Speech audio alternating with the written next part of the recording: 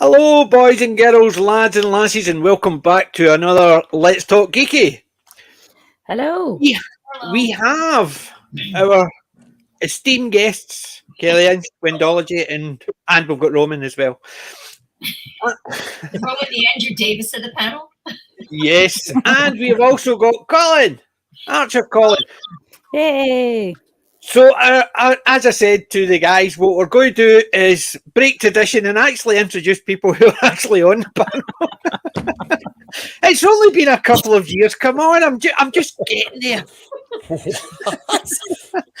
Yeah, I mean, 2 years. Does it cry for help? Yes, help! I'm getting old. I'm sure I had something to say, but I can't remember. Getting old is a privilege. Not enough people get to do it. I never grew old. I never grew up. I just grew old. Yes. A lot of that going around. Same. You and me both. Yes. So we'll go round and we'll start with the ladies on the panel. Windology. You want to introduce yourself? Tell us what you do and what you like. I don't know what I'm doing most of the time these days. But yeah. Hello. Let's see. Oh, I wasn't expecting this one. Yeah, I'm a nerd. I'm a nerd and I'm a proud nerd.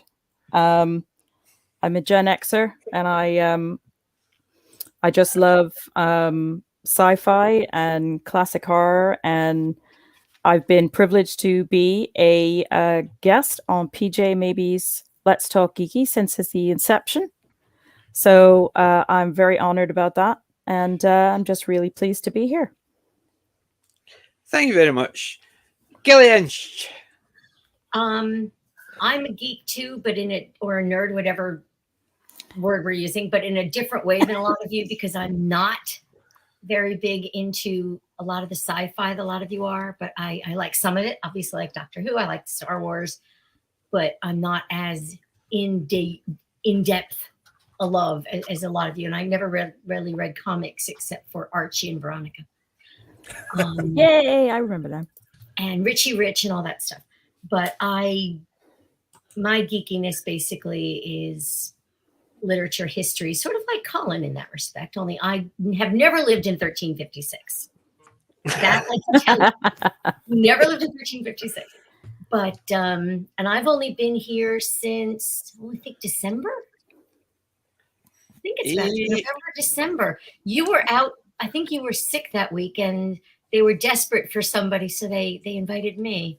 Yes, they needed quality, so they couldn't find me. So they went for you. Yeah, right. You classed the place up. Somehow I managed to stick around. But yeah, I guess that's about it. I'm a simple woman. That's okay. There's no such thing as a simple woman, believe me. three older sisters, 3 daughters. Yeah. Yes, a simple woman. That's why I'm bald, because I've said it once in my life. So we'll go to our friend from the distant past, Archer Colin. You want to introduce yourself and say hi to the people out there? He's Hi not to talking people to out there. Yes, I'm talking to you. Oh, is he playing sillies again? Hi. Yes, I'm a geek and I grew up a geek and I'm proud of it. I grew up with Jerry Anderson. I'm that old. I can remember when Thunderbirds wasn't a repeat. Amen. Really old. See, if you were the oldest person in the panel, we would let you off with it. Oldest by how I'm feeling. Sorry, I'll say I'm the oldest by how I'm feeling. I'm actually a boomer, so just so you know, You're the real deal. I'm the real deal. So if you want to say okay, boomer, that's me. Yeah. So, Colin, I'm far too gentlemanly to say that you're even more of a boomer than I am.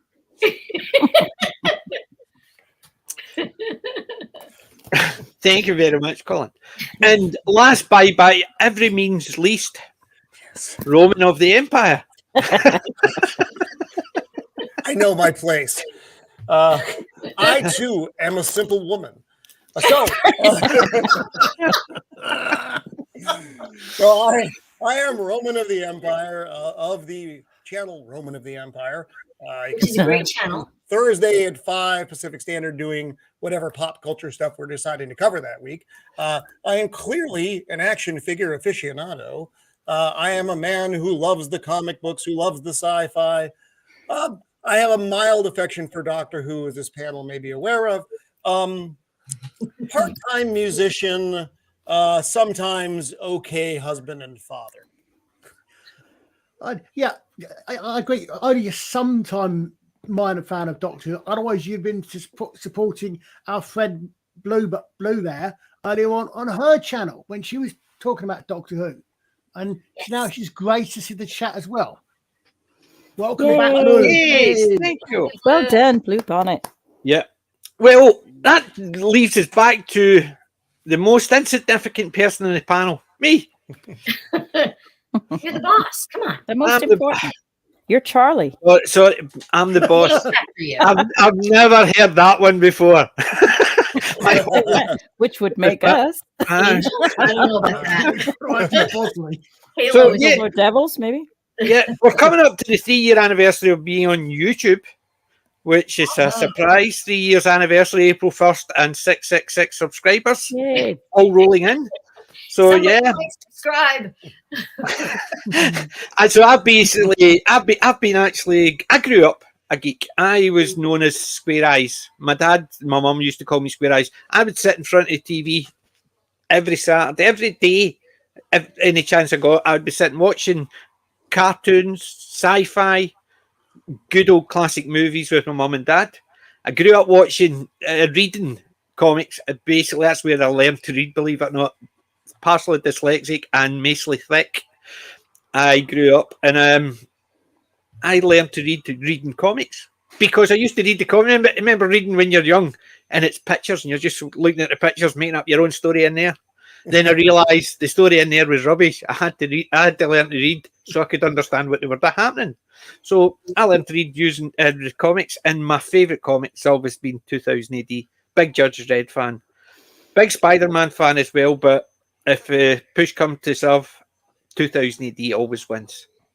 So that's where and then I started the channel because I just like to talk about geeky stuff. Yay.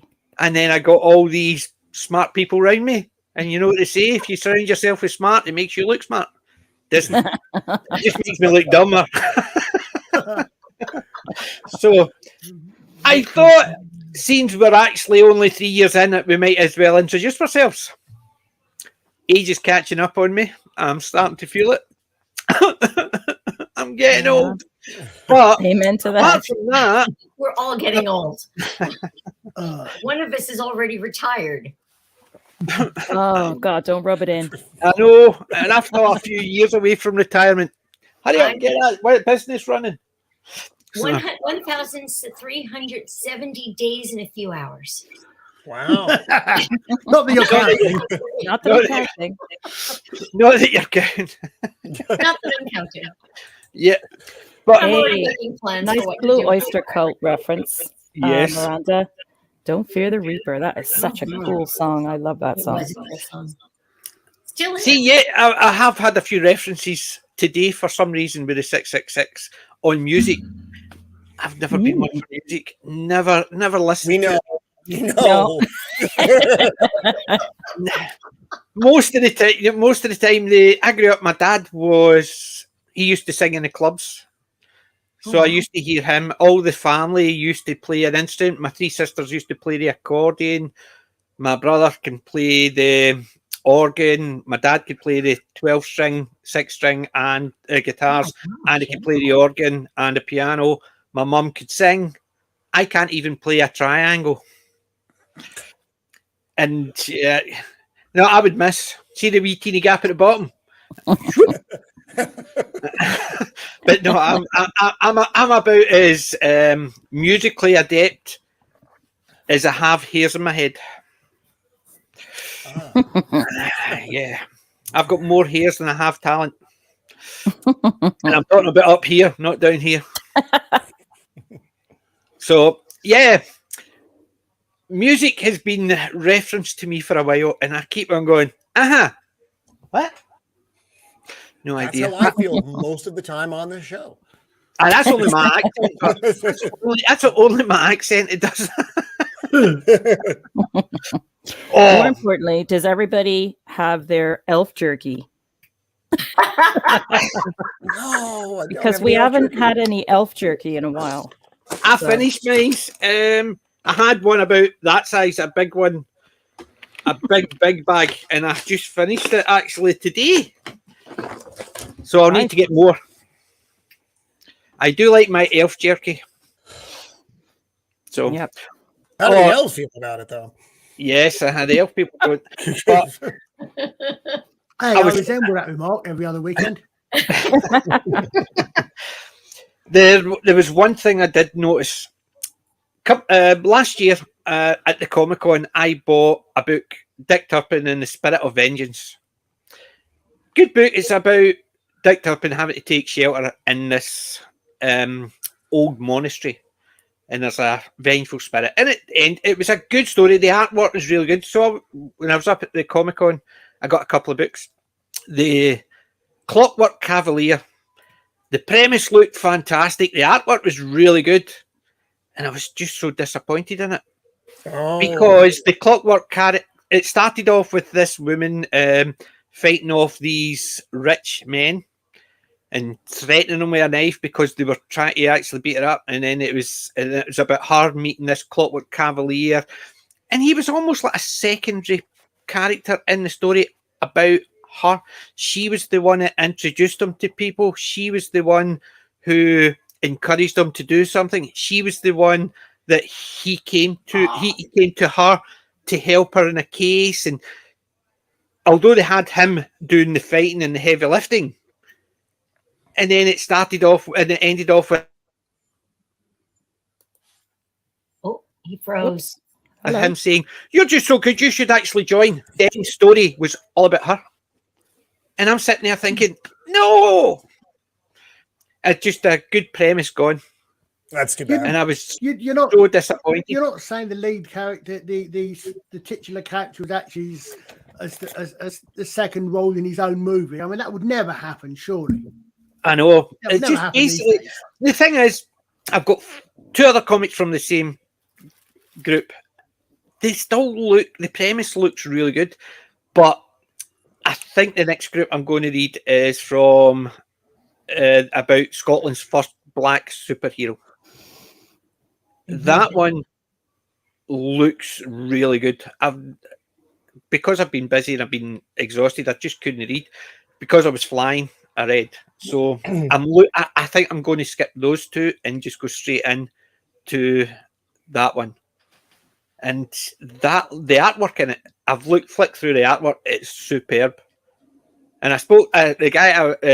What's his name? Etienne. I met him at the Comic-Con. Really nice guy, and he says he just wants to be Scotland's answer to Eric July. Oh, He's basically he's a producer. So he produces his own stuff, his own stuff on YouTube, and he's also got a couple of things published in, I think they're on Netflix and stuff like that. He's produced, so he basically does. He does his own artwork, does his own comics. He's really, I mean, a talented guy. So, in looking at the comics, the artwork is superb. And I've spoken to a couple of the other artists at the Comic-Con, and they were saying that they have actually did some collaboration with him, and it looks really good. So they're the next ones I'm looking forward to. And I've got a higher hope for them than I have for this one, which was just so disappointing because when I read the last one, they're independent, so it's not as if you'd expect from these DC, Marvel, all that, but these are independents, and then suddenly it's still going down that route. Just weird. I just found it disappointing, which was unfortunate. mhm.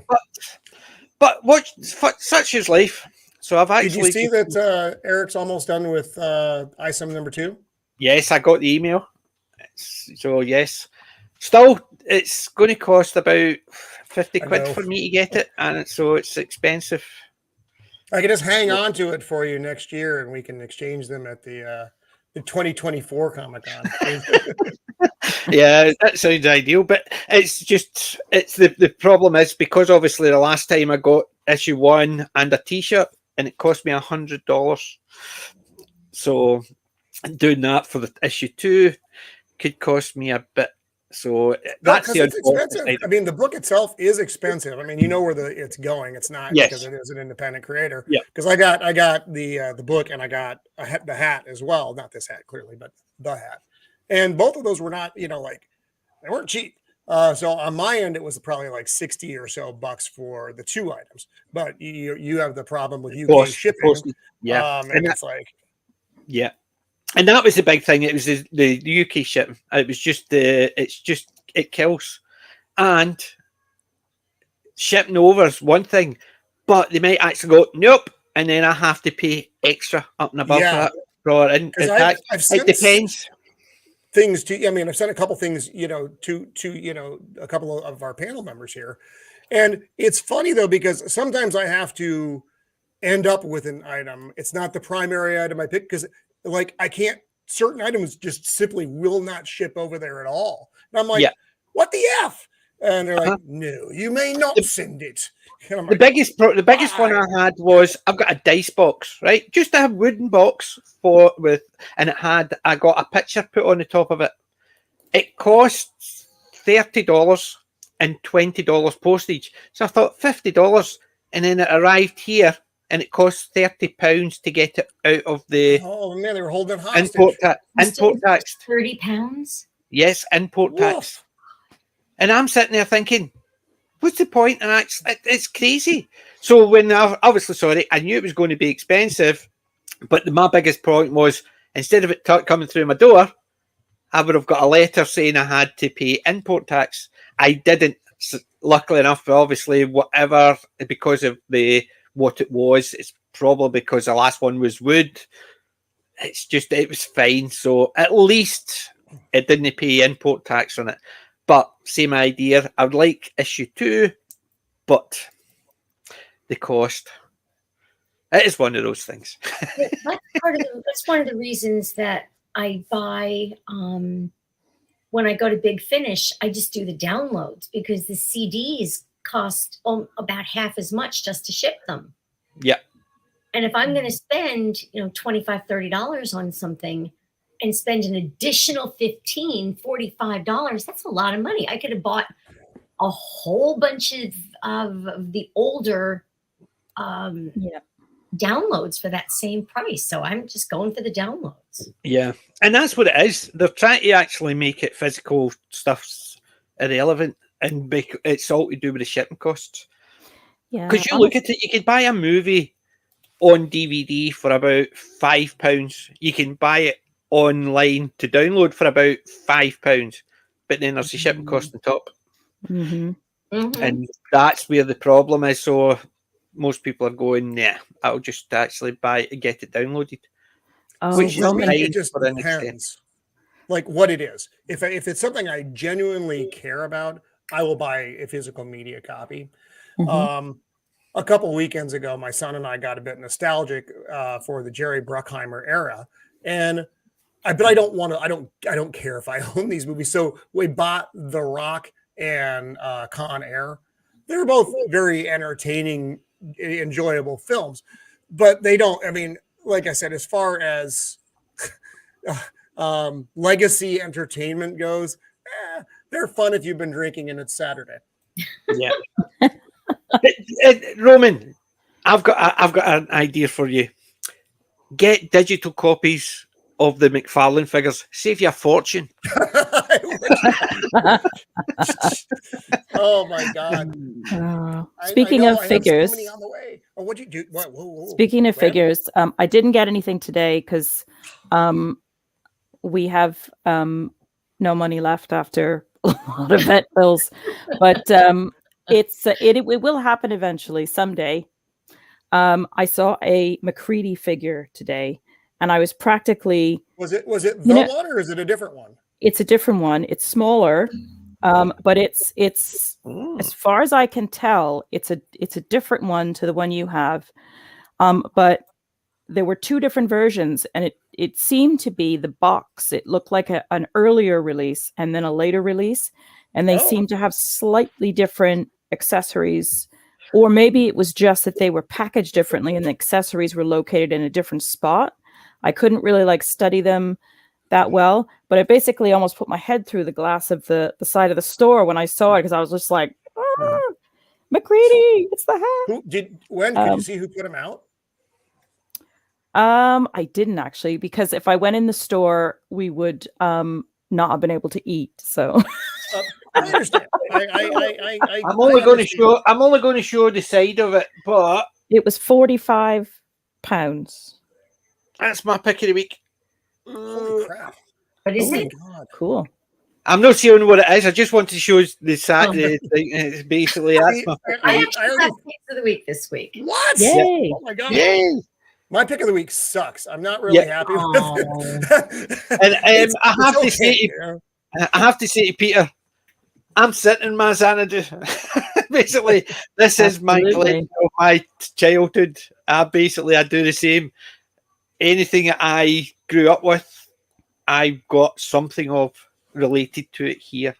Yeah. And there's still things that I pick up when I go, oh, like Dastardly and Muttley last week. So, yes. But this is my childhood around me. As I said, I grew old. I never grew up. And I'm growing older and older. I've actually, believe it or not, I was getting new beard wash and I was picking it up and I saw one next to it and it says, it tints your hair to get rid of grey. And I thought, I'll have that. Try and get rid of the grey, but it doesn't work. I've seen those as well. I mean, it's it's. I need greasing 15,000. So Grecian 40K. Aren't there? They have fancy barbers by you? Because here where I live, there's a whole bunch of fancy schmancy specialist barbers here. Yeah, they do. There is a load of barbers here. I do go in every so often and get a trim down from the barbers, and sometimes they do their own beard wash, wax, and bits and bobs, and I usually buy that as well. So yeah, I do, but that's what my wife was laughing. I've got more products for my beard than she has for her hair. Well, I have to try and keep it soft because my grandson just goes like that and goes. So I have to make it soft so he can go grab and go, ah! Which he's starting to do now. So it's obviously working to an extent. I've got a hot brush for it. I've got wax. I've got oils. Yeah, it's funny because I've got a beard wash. I've got a beard wax. I've got a beard oil. I've got a beard moisturizer. And it's just one of those things. If I had hair, I might have less product for this and have more product for that. But it's with you got like a big bushy, Scotland beard. I have my wife barely lets me have a beard. See, I'm okay. My wife's father has got a beard, so she grew up with seeing a beard, so she likes a beard, so I'm okay. But I used to have what was called, remember, a Bluto beard, Popeye and Bluto. I used to have a big beard that would come out that way. Oh my goodness! It was just a big. That was when my kids were really young, and when I started growing a beard, it literally went whoop. So I had the beard that went round there. It was Bluto from Popeye, and it just didn't look right because you walking in and it just. How white's your face?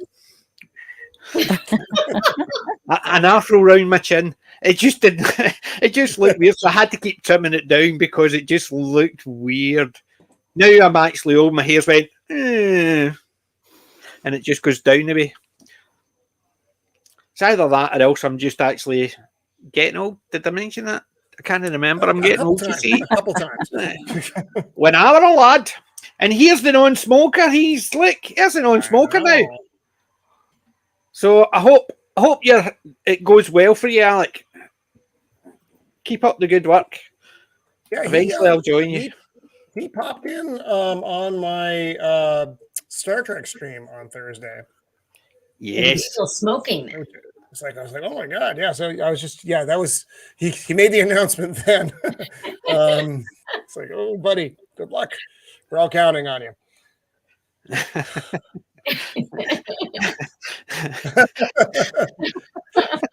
Well, Peter and I, pretty good. He did the whole Obi-Wan phase thing. That's good. This is not the beard you're looking for.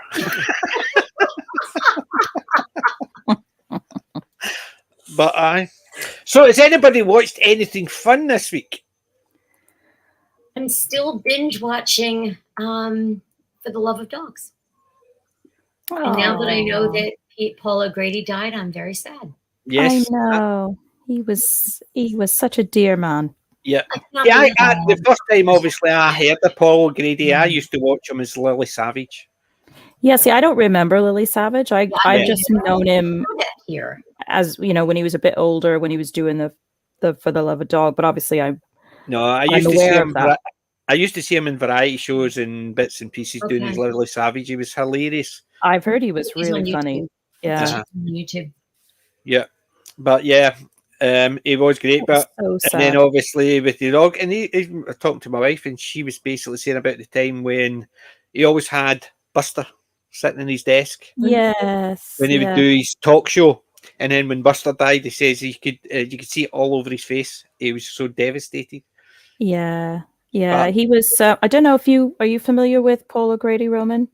I am not. I wasn't aware of him until I moved here, and I don't think I am. It's possible that I am. And my first exposure to him was seeing this show that he did, obviously later in his life, called For the Love of Dogs, and he was an incredibly strong advocate for the Battersea animal shelter, and he was always doing, you know, stories about dogs needing adoption and things like that. And he was such a lovely, kind-hearted soul, and clearly just so emotionally attached to dogs in particular, but just, you know, a lovely chap. He did a lot for charities, you know, for the Battersea charity as well. So yeah, it was a huge loss to animal welfare, really, in general. He was an all-round entertainer. He started off in his drag as Lily Savage, and you wouldn't class it as polite comedy. It was Lily Savage. He was just basically, he wasn't overly abrasive. He wasn't overly abrasive as Lily, but he was funny, very sexual orientated jokes. I've never seen any Savage stuff. I'm gonna have to look for that. But yeah, has made such an impression on me. Yeah. But then basically in later life, he basically went into doing talk shows. Then he did the one For the Love of Dogs. But he still appears on stage. He was actually up in Edinburgh, I think, getting ready for. Oh, that's right. He was getting ready for a show, which they were planning to tour around. I think even he was talking about going to the States with it at Christmas time, and he passed away in the middle of the night. It's a shame. Such a nice guy. Sorry for those of you who know. Sounded like it was quite a surprise thing, really, too. It didn't sound. He had a number of heart attacks over the years.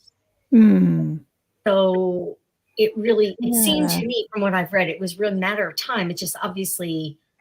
I think it was a matter of time, but it wasn't a surprise. But nobody really expects it. You know what it's like. You could have someone who's ill, and you can see them degrading. So whereas he, although he had a heart attack, he always seemed to bounce back, and he was still energetic, and he was still doing stuff. And I think that's what it was. He just stung me, but it was just such a shame.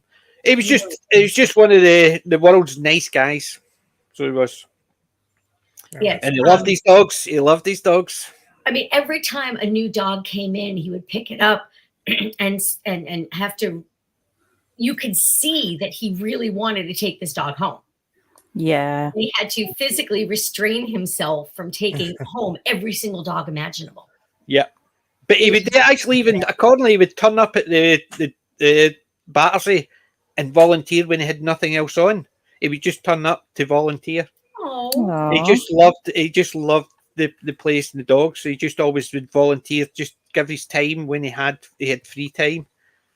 You know what I mean? You don't get a lot of celebrities who are quite happy to do things in the quiet for. No. Right. Yeah. So he's just a nice guy. It was just a shame when he heard. Yep. And Miranda's just confirmed, yeah, he did have a number of heart attacks. Oh. But- that's what I'd heard. But yeah, so that's what I was watching this week, and it worked out that I was watching it anyway, even though I found out he had died. Because I was just heartbroken. Yeah. You know, there's I don't know who else, because obviously I'm not British. I don't know who else could take over that kind of show and bring that need, bring the awareness of the need to the public. And that level of dedication and just really heartfelt descriptions, of what he was seeing and what he was doing. And I think that's what part. I mean, hopefully there will be somebody that can step in and who will keep that going. Yeah, I said there are some. I know Brenda Blethyn, the actress, who plays Oh. Vera, is a big Chance in a Million, Brenda Blethyn. I Yes. love her to bits. Yeah, well, she's fantastic. she's a huge animal. She plays welfare Vera. advocate. Yes, she that's does. my favorite. Vera. Look at her early stuff. Chance in a Million, one of my favourite I need to comedies for find us. that. I need to find It it. is. She plays a vixen, so she does a wee librarian, dead softly spoken, but she's got a heart of a vixen, and I'm a still librarian. constantly. Well, she's a wee mousy librarian. Oh, okay. I would Unlike I'm nowhere saying you're mousy, but she's got a heart of a vixen, and I have my constantly moments. she's trying to get Tom into. Not so much she's trying to trick him into marrying, but she's just trying to. The vixen side comes out, she'll be sitting there like that, and Tom will walk through the door with her mum and stuff. It was just all those situations. She was just always constantly trying to get Tom's ire up, but something would go wrong because it was a chance in a million. That was the whole object of it. If something could happen, it would happen to Tom, good or bad. If it was a chance in a million, it'll happen to him. And that was the whole premise of the show. 3 seasons. It's superb. The great Bill Pertwee was in it as well. Yeah, Roman's running alongside the bus right now, going, can I get back on, please? As I said, he needs to expand his horizons. There's Right. I don't have time. I have no time to do more anything. efficiency than Doctor Who and The Mandalorian.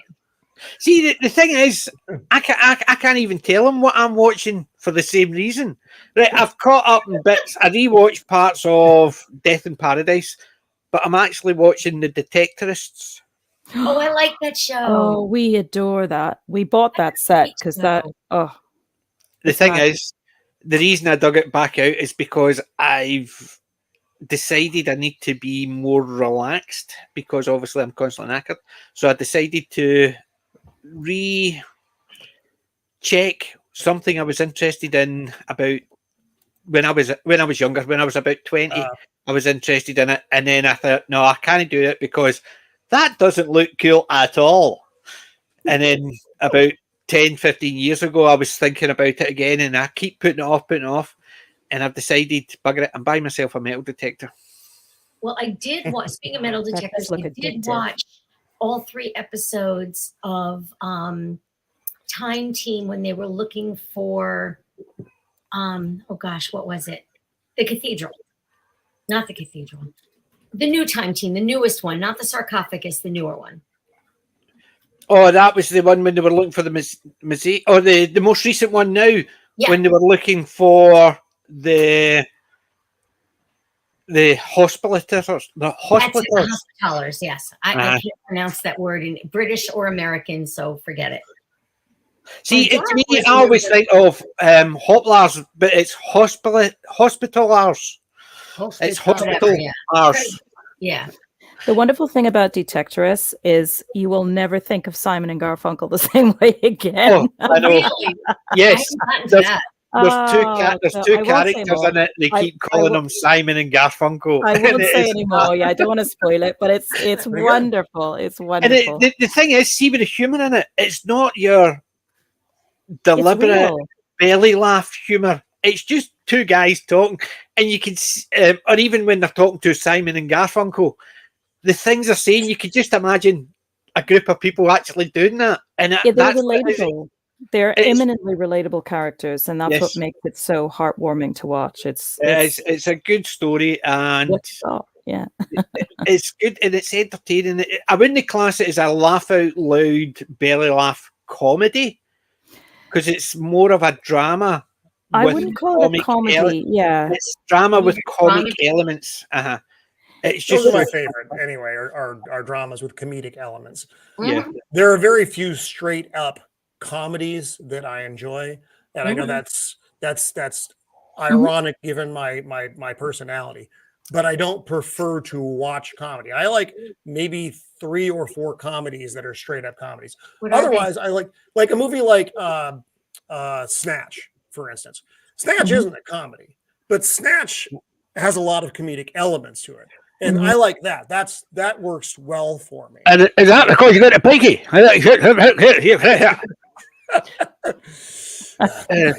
It's, I Um, know, that is a fun movie. I must admit, Snatch is just fun. With considering Brad Pitt playing the pikey, oh, exactly. He just throws himself right into it, and you're sitting there going, "Huh?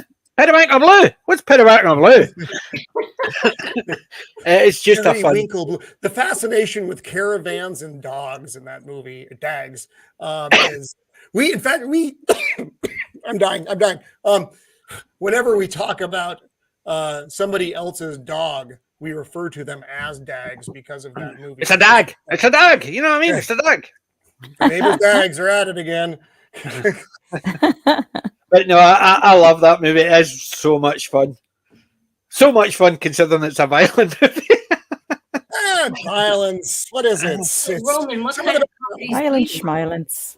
What one would you class as? What comedies? Yeah, what Outright comedies do comedies. you Young Frankenstein. Young Frankenstein. that's is a hilarious. I love That's that. superb. Blazing Saddles. I like Brilliant Blazing movie. Saddles. Superb.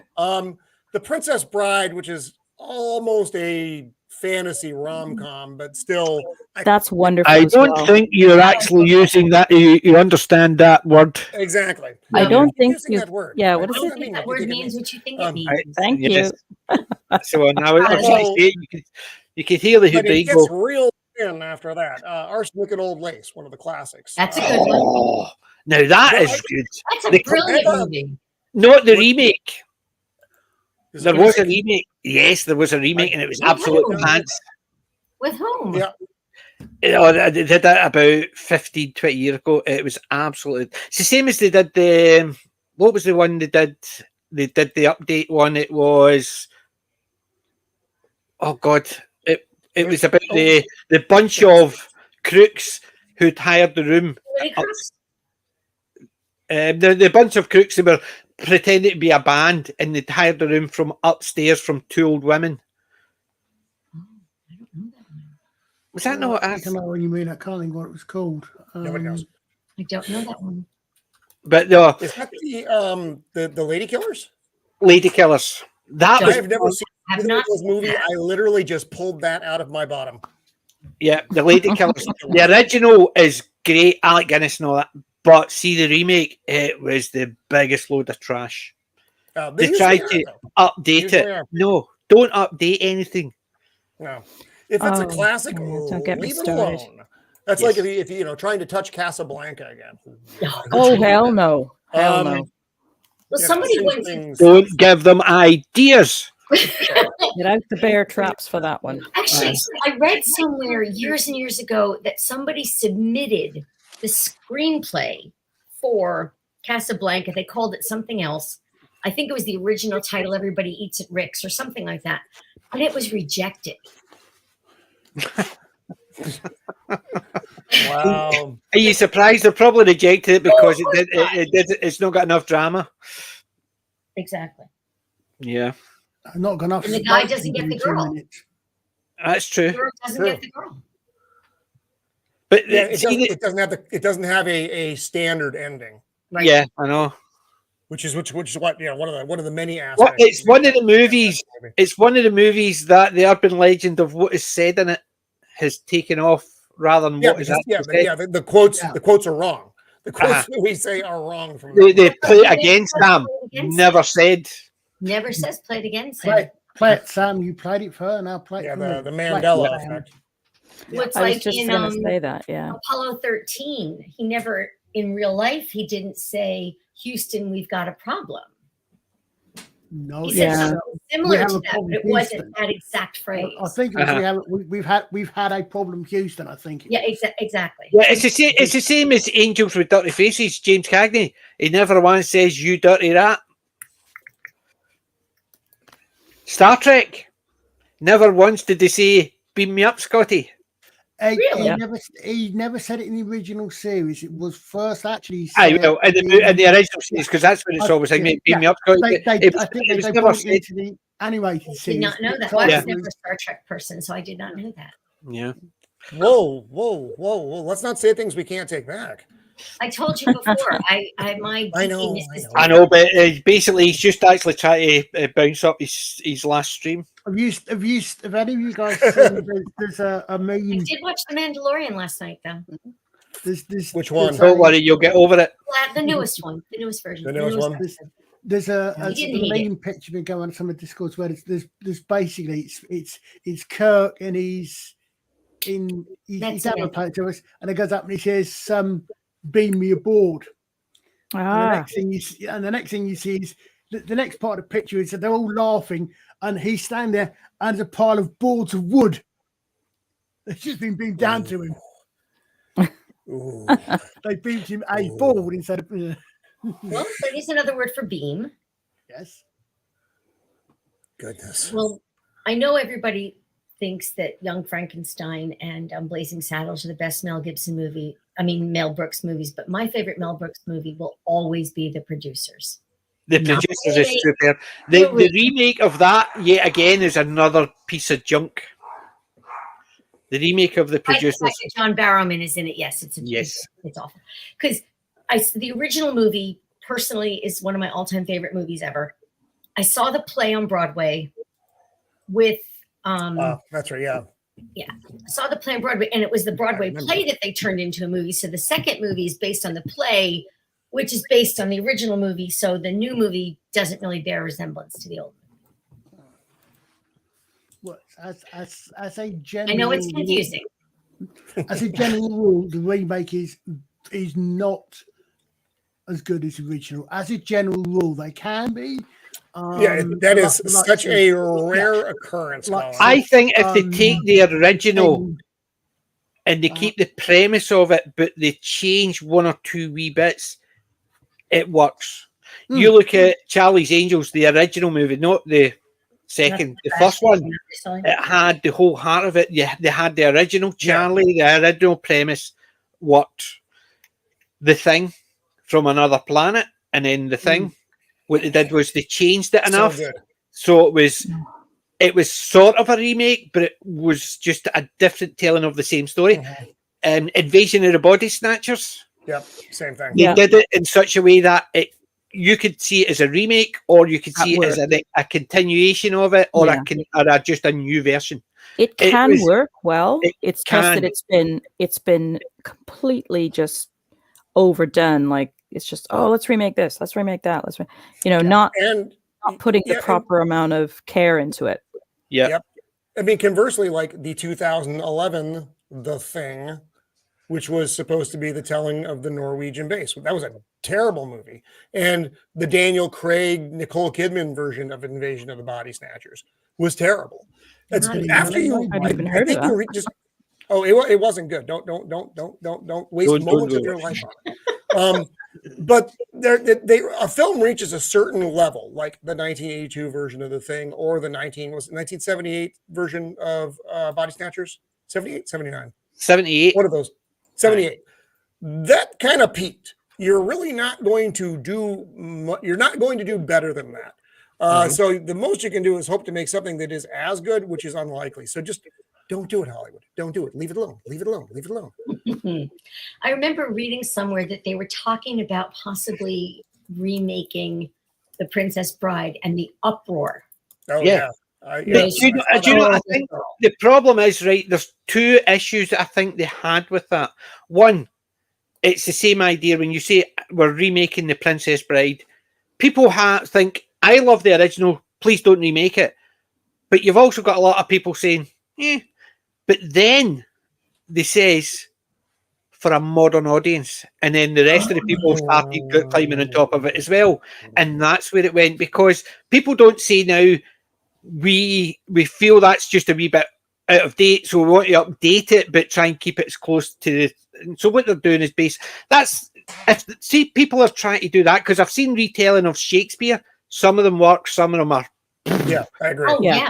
There's Agreed. one of But if they're doing it for a specific modern audience, they're telling you that it's going to change it to the point it's not the story. Well, one of my picks of the week is in that similar vein of a modernization of an ancient story. But it can work. I mean, Bridget Jones's Diary was Pride and Prejudice, and it was brilliant. Yeah. I've never seen Bridget. Pride and Prejudice and Zombies. Yeah. That I've seen. That was a I need modernization. to see that. Clueless is Emma, and it's fantastic. But that's what I'm saying. So when you can make a remake and make it out of just something out of left field, like who would have actually says, I would like to watch Pride and Prejudice, and people look at you as if to say, I thought you were a geek and you like this. Sorry. And Zombies. Oh, I can understand it now. So you're taking the same story, you're just throwing in something out of left field, and it changes it enough that it could be seen as a comic parody, or it's a comic horror, but it's still, in effect, the same story. Some people would not have even looked at it. True. But because they're throwing in zombies, different people are actually watching it. It's I had this young woman I used to work with who had seen Clueless over the weekend, and I said, and I handed her the book Emma. I said, you need to read this. It's the same story, only from 200 years ago, but it's the exact same story. Mm-hmm. I've never seen Clueless either, though. Oh, Clueless is wonderful. But you know what the problem is? The problem is it's a comedy, and I generally I've already got a prejudice Clueless against the also, movie, because Clueless is wonderful. I almost have to be forced into a comedy, but it's not a farce It's not a farce comedy. It actually has a good heart to it. I eventually watched that many years ago, and I really enjoyed it. I had avoided it initially because I didn't think it would be my kind of movie. And then eventually I got around to seeing it, and I was really pleasantly surprised. It was so funny but so well observed, and had a subtle charm. She's got some terrific lines in it. For example, she's describing this young woman who's got a lot of problems. She said she's like a Monet. From far away, she looks great, but the closer you get, the more you realize it's very good. Or when she's telling friends of hers are making fun of her because she's still a virgin, and she says, "You know how picky I am about my shoes, and they only go on my feet." That's a brilliant line. That's brilliant. It was very clever writing. I mean, it's been absolutely ages since I've seen it, but I can remember, enjoying it and thinking, that was actually, well written and quite funny. Better Emma adaptation. It is a bit of a chick flick, and so there might be, a fair few people. I mean, there's some chick flicks that I have absolutely loved and enjoyed, and others that I just that just don't do it for me. But I like, there's one movie that's brilliant called As Good as It Gets. Oh yeah, that was the one that Peter was mentioning earlier on. Absolutely. Oh no, it's not. It was Who Was There. I'm pretty sure I bought that one. If not, been meaning to add it to the collection. Oh, it's funny, it's sincere, it's poignant, it's just so good. And I mean, the class of actors that they have in the movie is what really makes it. Mm-hmm. everything. It just comes together really well, in my opinion, that movie. I'm aware of that movie. Oh, When Harry Met Sally. That's another one that's I haven't mostly seen a that. comedy. It's a rom-com with Meg Ryan and Billy Crystal. Billy Crystal. Yes. Yeah. That was of our era, Wen. Yeah, I was working they're at the older movie than you. theater when I've seen that a sum total of once. I love Oh my that God. movie. I was working at the I movie thought theater. it was I've seen it like okay, 1,000 times. Hey, Wayne, did you ever get to Katz's Deli? That sounds familiar. It's in Manhattan. It's where that scene takes place. Oh, right. Yeah.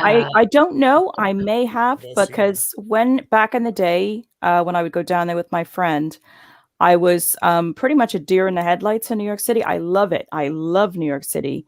But I had no idea where I was half the time because I was following her. So we may have been in there. I know we were in delis and, in Okay. and out of different restaurants Well, and things, but I'm it's- not sure. It's Is it anywhere near Chinatown? Pardon? Is it anywhere near Chinatown?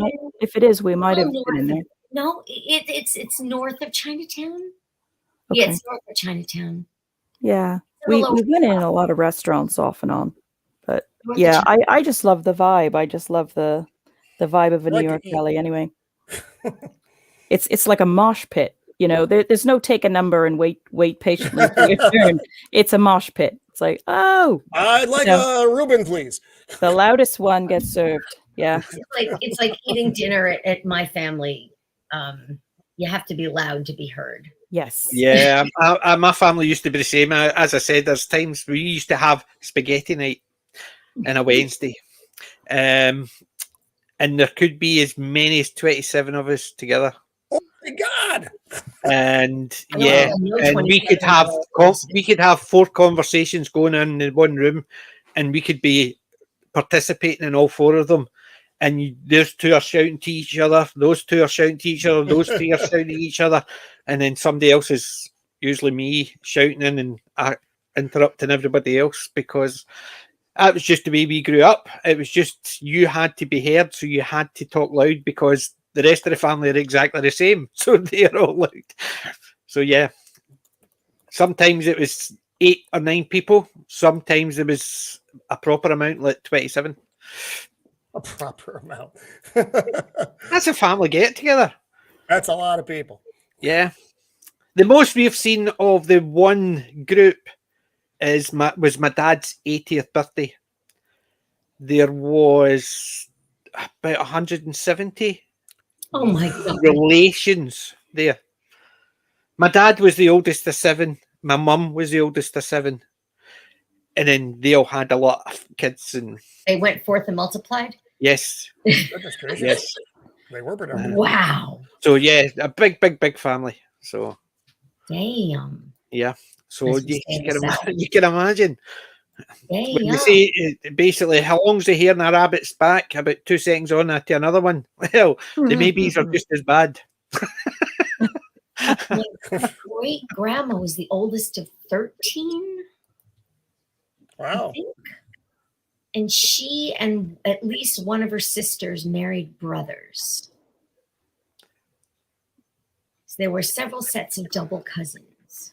Well, see, the thing is, one of my cousins is related to both my sides, because my mum and dad met at my mum's aunt and my dad's uncle's wedding. Okay. So they were married and then married again. So there is one cousin who's related to both sides. So she calculated at one point, just cousins, not second cousins, third cousins. She had 64 cousins. One old friend of mine, his mother was one of 9, and there were 60 something first cousins just on that side of his family. Mm-hmm. And they ranged in age from, when I knew him back when we were both in our 30s, they ranged in age from the 60s down to the 20s. In his family, my friend's family, his mother died young and she only had produced 5 kids. So they were one of the smaller families. Good cat. Yeah. Look at Melvin there. 27, is that all? My father had 11 brothers and 3 sisters. My mother had 6 sisters and 5 brothers. My Jesus. father had an adopted brother too. Oh my god. I have about Oh 90 full God. cousins. Oh, That's crazy. Yeah, but it's big families are great. No matter what people say, I would rather be in the middle of a big family than be the big shot in a small family. But I like being a big fish in a big pond rather than a small fish in a big pond. So You don't want nothing to to be do with narcissism. Honest, I'm no narcissistic, but me. But it just goes to show it's just nowadays. I mean, I had 3 daughters. My brother has 2. My sister has 3 and 4. So that's normal. Whereas I've noticed that my nieces and that they're having maybe 1 or 2 if the If they're having any. If they're having any. So it's just basically the numbers have cut way down. But Yeah, because you're a granddad already. I am not. And that's, that you know of. no, I'm pretty sure I'm not. So, but it's like, all right, you know. But Nice I mean, one, Copa. my hey, what the Avatar 2 is the Godfather. So April Fool's. Thank you, Copa. I needed that file online because I was like, what? Has Copa been drinking? Is this a cry for help? Is he a hostage somewhere? I don't know. I don't know what that means. Lord Copa. The children. Oh, like my grandparents, who I think are all dead now. I don't not necessarily know because there's a side of the family I don't talk to, but were grandparents considerably earlier than I am at this age. But I still have friends who are my age who have children who are like children, like the 9 and younger. And it's like I can't even imagine being the age I am and having a 9-year-old to keep track of around here. I was like, no. Oh, it was the same as I was talking to a friend. I was down helping her set up her TV, and I was talking to her about families and stuff like that. And she keeps on calling me youngster. I says, I'm only 12 years younger than you. I'm not that young, thank you very much anyway. And she says, it's a big difference. And then we were talking about relations, and she was saying, it's like me, my cousin is like 7 years younger than me, or 17 years younger than me. And she says, to me, that's weird. She says, well, just think of my poor sister. Her auntie is a year younger than her. That was my grandfather with being the child of the oldest of 13. He had aunts and uncles who were younger than he. So my sister, my aunt, was born the year after, near enough to the day, the year after her. So my dad being the oldest, my gran had the daughter after she became a granny. She became a granny and then a mother again. Oh my Lord. But then again, it's basically Scotland. What do you call a 30-year-old in Scotland? Grandma. Granny. Oh, That's an old one. Is because there was a point when, especially when I was growing up, having especially the kids, they would be having a baby because it was the easiest way to get a new house. If they were pregnant, they got put in a priority. wow. Here too. I mean, you get more welfare if you produce more kids. Yep. So basically, that's at the time. What would you call a Scottish girl at 30? Granny, and it was because. So funny topic on birthdays. So apparently, Mrs. of the Empire and I had some kind of timing thing going on when we were younger. So, my daughter's birthday, my oldest girl's birthday, was what day is today? Today's the first. The first. So last week, and then this upcoming week is both my middle daughter's birthday and then my son's birthday the following day. Wow. They're all clumped together. Now that they're older, it's actually gotten more expensive. And I didn't really think about that until this birthday. I'm like, we used to buy them a lot of stuff and have the kids' parties and things. And now it's like, because I don't know what to get them anymore. So I just I got him, don't tell him, an Xbox X, which is like the new hot finagled system. And you have to get games for it, of course, as well. And it's like, man, I miss just being able to buy that little bastard action figures. Yes. Yeah. It's the same as like my 3 were at the beginning of January, middle of January, and beginning of February. 3 together. But my ex's 3 sisters were all in May. Man, see, that's hard. It's hard. They were all in May, basically. So her youngest 2 sisters were May. She was April, and then her older sister was in May. And there was an outlier. I think she was something like November. So she was an outlier. Obviously, it was his birthday that year. So Yeah, I always put it down. We basically calculated it back and reckoned it was my birthday. So that's why there's 2 years apart. Because each time between when it was her birthday, but nah. But yeah, it's amazing how birthdays clump. Groupings. And they're 4 years apart. They're 4 years apart. And it's all the best one of my sisters used to hate me for it. My mum and dad got married in Christmas Eve, right? My sister was born on Boxing Day, but it was my middle sister 4 years after my mum and dad get married, but I always left that bit out. So I would tell I would say, yeah, my mum and dad got married on Christmas Eve and my sister was born on Boxing Day. She was great. 4 years later. 4 years. But this typical families, I just basically used to always, anytime I was telling that, it was always her birthday. I didn't tell my older sister's birthday, who was a week before Christmas. I just had to actually because it's funnier that way, especially when you know what it's like with family. Anything to do, just basically throw the cat among the pigeons. Here you go. But yeah, so Stream Dead, thank you very much. April Fool's Day, bye. So it doesn't count after midday. It doesn't. I know that. Pull an April Fool's trick after midday, you're the fool. Explain to me why. There you go. Explain to me why after 12 o'clock, if you pull an April Fool, you're a fool. Tell me why, honestly. And that's an honest question because I've never understood it. Ever. I've never understood it, but I would suspect it's possible that people get so fed up with April Fool's tricks being played. Yeah, because to me, it's April Fool's Day. It's not April Fool's morning. It's April Fool's Day. So anytime people used to say that to me, I would say, so this is April the 2nd, then they would say, "Oh, be silly, it's the afternoon." What's that still part of April Fool's Day? Yeah, I don't know. It's just one of those things people have always said. In my life. And yet you still used to get some of the most famous April Fool's tricks ever on the BBC, which would have been in the evening. Oh, the banana, picking bananas. Yeah. The spaghetti tree. The spaghetti tree. They did that. I heard about the spaghetti tree. My dad told the story. Yeah, they had bananas. People were pulling them like leeks.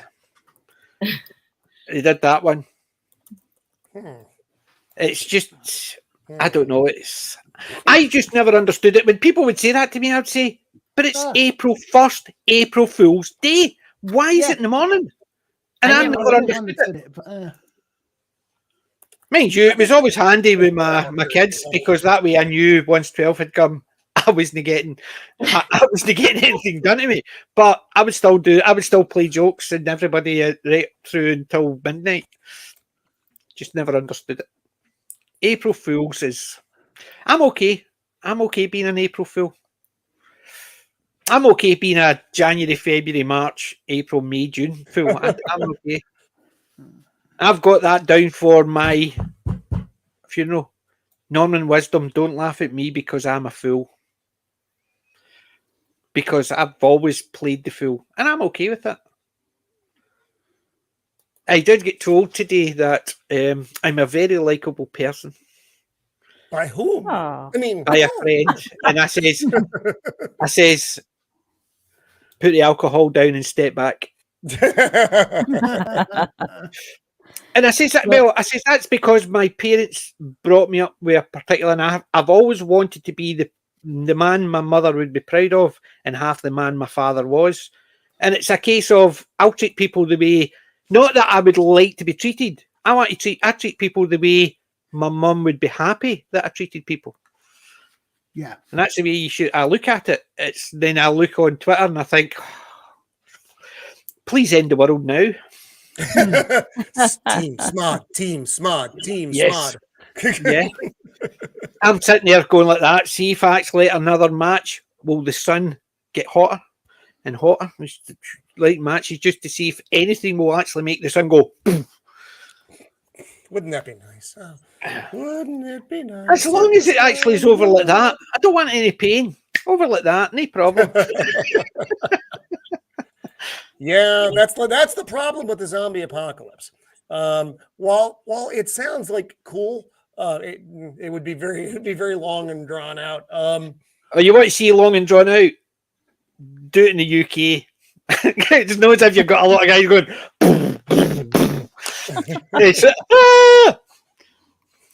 Get the water pistol. Oh God, yeah, true. Yeah, because that's why I like the Cockneys versus Zombies movie. Oh, I love that movie. Because it's the only ones that survive are the gangsters because they've got access to guns. That is a brilliant movie, and it's another one of those horror / dark comedy movies, and it is superb. James Moran wrote that. That sounds really familiar. Superb. I think I've seen it. Honor Blackman's in it. Most of them.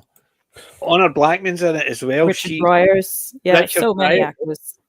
Oh, it's just basically it's set in an old folks' home, and it's just these bunch of crooks are trying to get back to their grandfather, who's in an old folks' home during a zombie apocalypse. It's really funny. It is funny. It is entertaining. Like the zombie chase with the old guy in the Zimmer frame. The zombie, That's Richard Bryars. It's going that slow. The guy in the Zimmer frame is keeping up with it. It's so violent that it's funny. It's a bit like, it's Evil so Dead. dark that it's got like a dark comedy element to it. It's very funny and it's very, very well done. Mm-hmm. I may have to revisit if I ever find a moment to freaking watch anything else. Once Mandalorian is over, I'll have a little bit of time in the mornings, but then I'm watching things at 6 o'clock in the morning. That's my, like, I have time in the evening to watch things with the family of the Empire. But if I'm doing anything like for the show, I have to get up at 6, try to watch it. Hopefully it's only an hour, then get my materials together, then churn out one of my reviews. My time is just so finite for things, new things to add to the, you need to retire so you've got more time in your hands. I have no time anymore. It's horrible.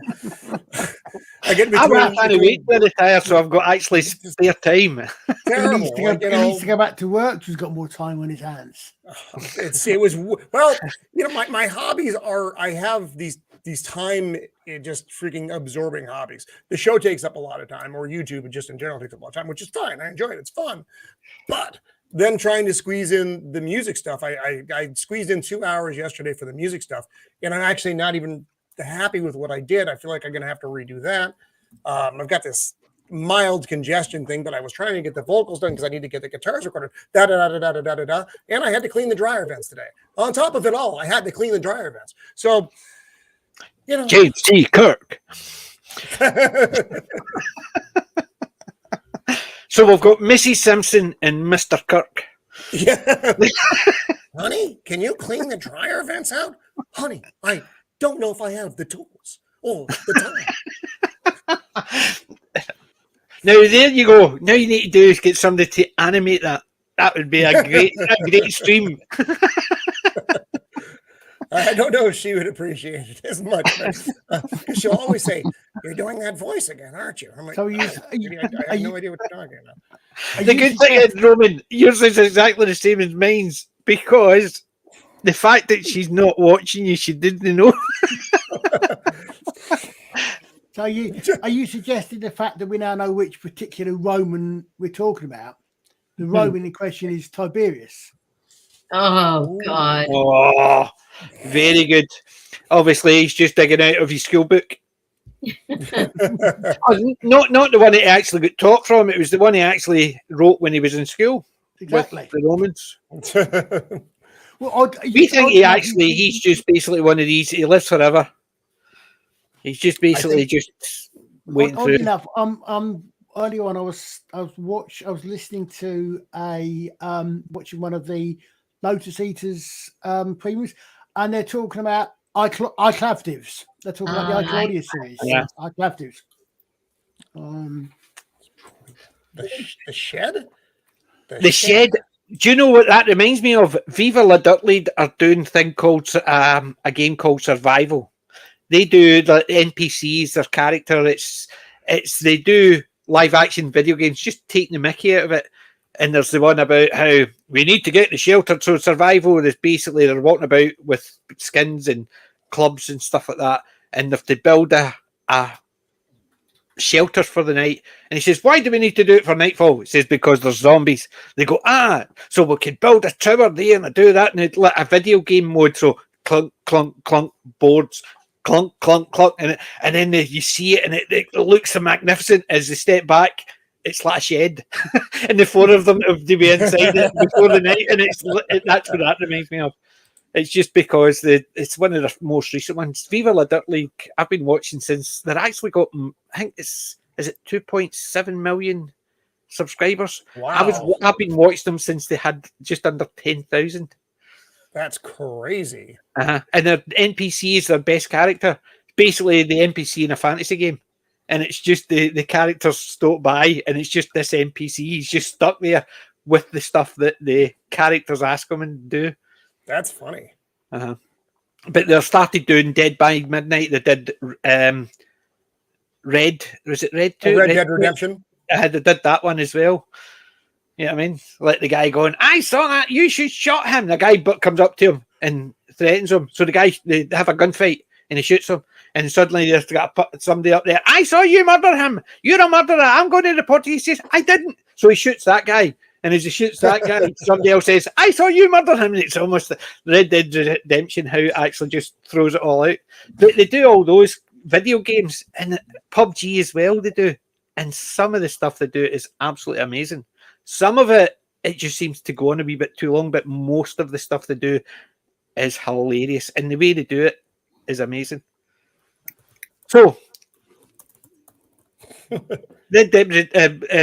Viva La Duck League, it's just something I've been watching for years. All right on. Can you stick that in the chat so people know what it was? YouTube, and then it grows and grows. And you were there early. I was there early for none of the YouTube, which is the sad thing. I think I started like watching heavy in 20. When did the horrible Doctor Who stuff happen? 2017, Peter? 17. Yeah, it's about 5 years. I really dove into YouTube. That's when they announced her. I don't remember when the show started, but they announced her in 17. Because before that, I was just watching it for like music and other hobby stuff, not the growing what has become counterculture within entertainment.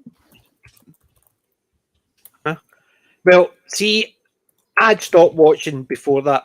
I'd watched halfway through Capaldi's. I'd stopped watching and I went back because Peter Capaldi, and then I just went, I'm not watching that. Oh, did you see, speaking of Doctor Who, I'm going to squeeze this in while I can. The rabbi was talking about it this morning. He had a guest on, Dan, whose last name I don't remember, talking about that awful doomsday thing.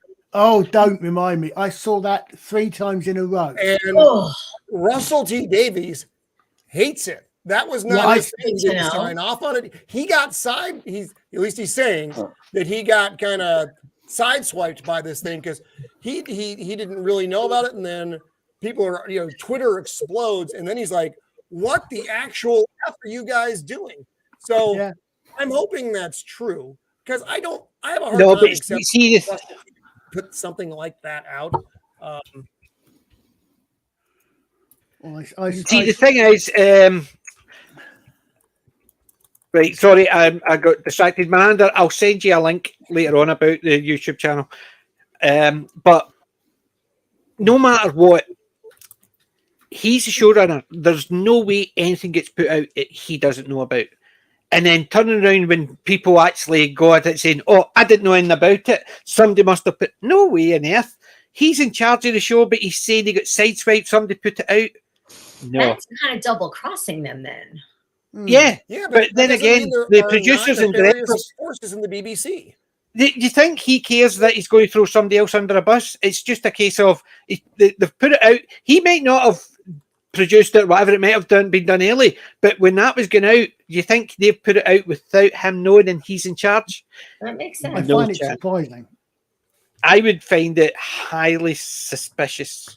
Yeah. Yeah, but it's just I'm very skeptical about how it's going to be. I think it's going to be. Yeah, I know. Yeah, I mean, Well, that's like I'm actually thinking that people are going to look back in the Jodie area and think, well, it wasn't that bad. Oh, I don't think that'll. No, hell God no. help us if that. No, happens. I think the way it's going to move forward. I think people are going to move forward and they're just going to look at what's happening and go, maybe it's not as bad as we thought. No, it's a stain on the carpet, man. Oh, That it's ain't just stain coming on out. the carpet, but now they're actually digging that stain up. Now, the way I look at it is, it's a stain in the carpet. Now somebody's digging that stain up and giving you it as a pizza. Yeah, I'd be rolling the carpet up and putting it in the bin. But that's what I'm saying. So I think they're going to look at it and think, I got to get something for the pick of the week, though. right. But the reason I'm saying that is I think that I don't think you're going to look back at it and think it's good. I just think people are going to, once they see what he's doing, they're going to go back and say, it's not as bad as I thought because they've seen worse now. And I think that's the attitude. Their mind is actually going to say, well, it's not as bad as this. So it's slightly better. You mean Chimbles is going to be turned into the Star Wars prequels, you mean? Yes. How can Yes, there be in effect. anything worse than the childless children? How can there be anything worse than the childless children? I don't think there could be anything worse in it, but the problem is I don't think there's going to be anything that people are actually going to find that are going to be any better because people are expecting it to be better, but nah. So I'm just actually right, Miranda. I've actually just put that into Twitter at the YouTube channel.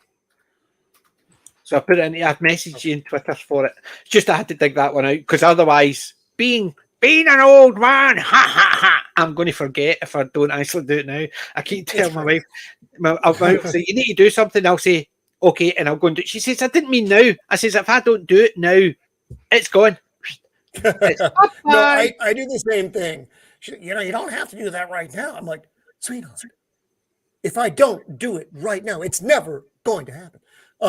No, I just ran off because I actually did get some other stuff this week. I have the one item, which it's okay. Some people would be excited about it. I just wanted to complete part of a set.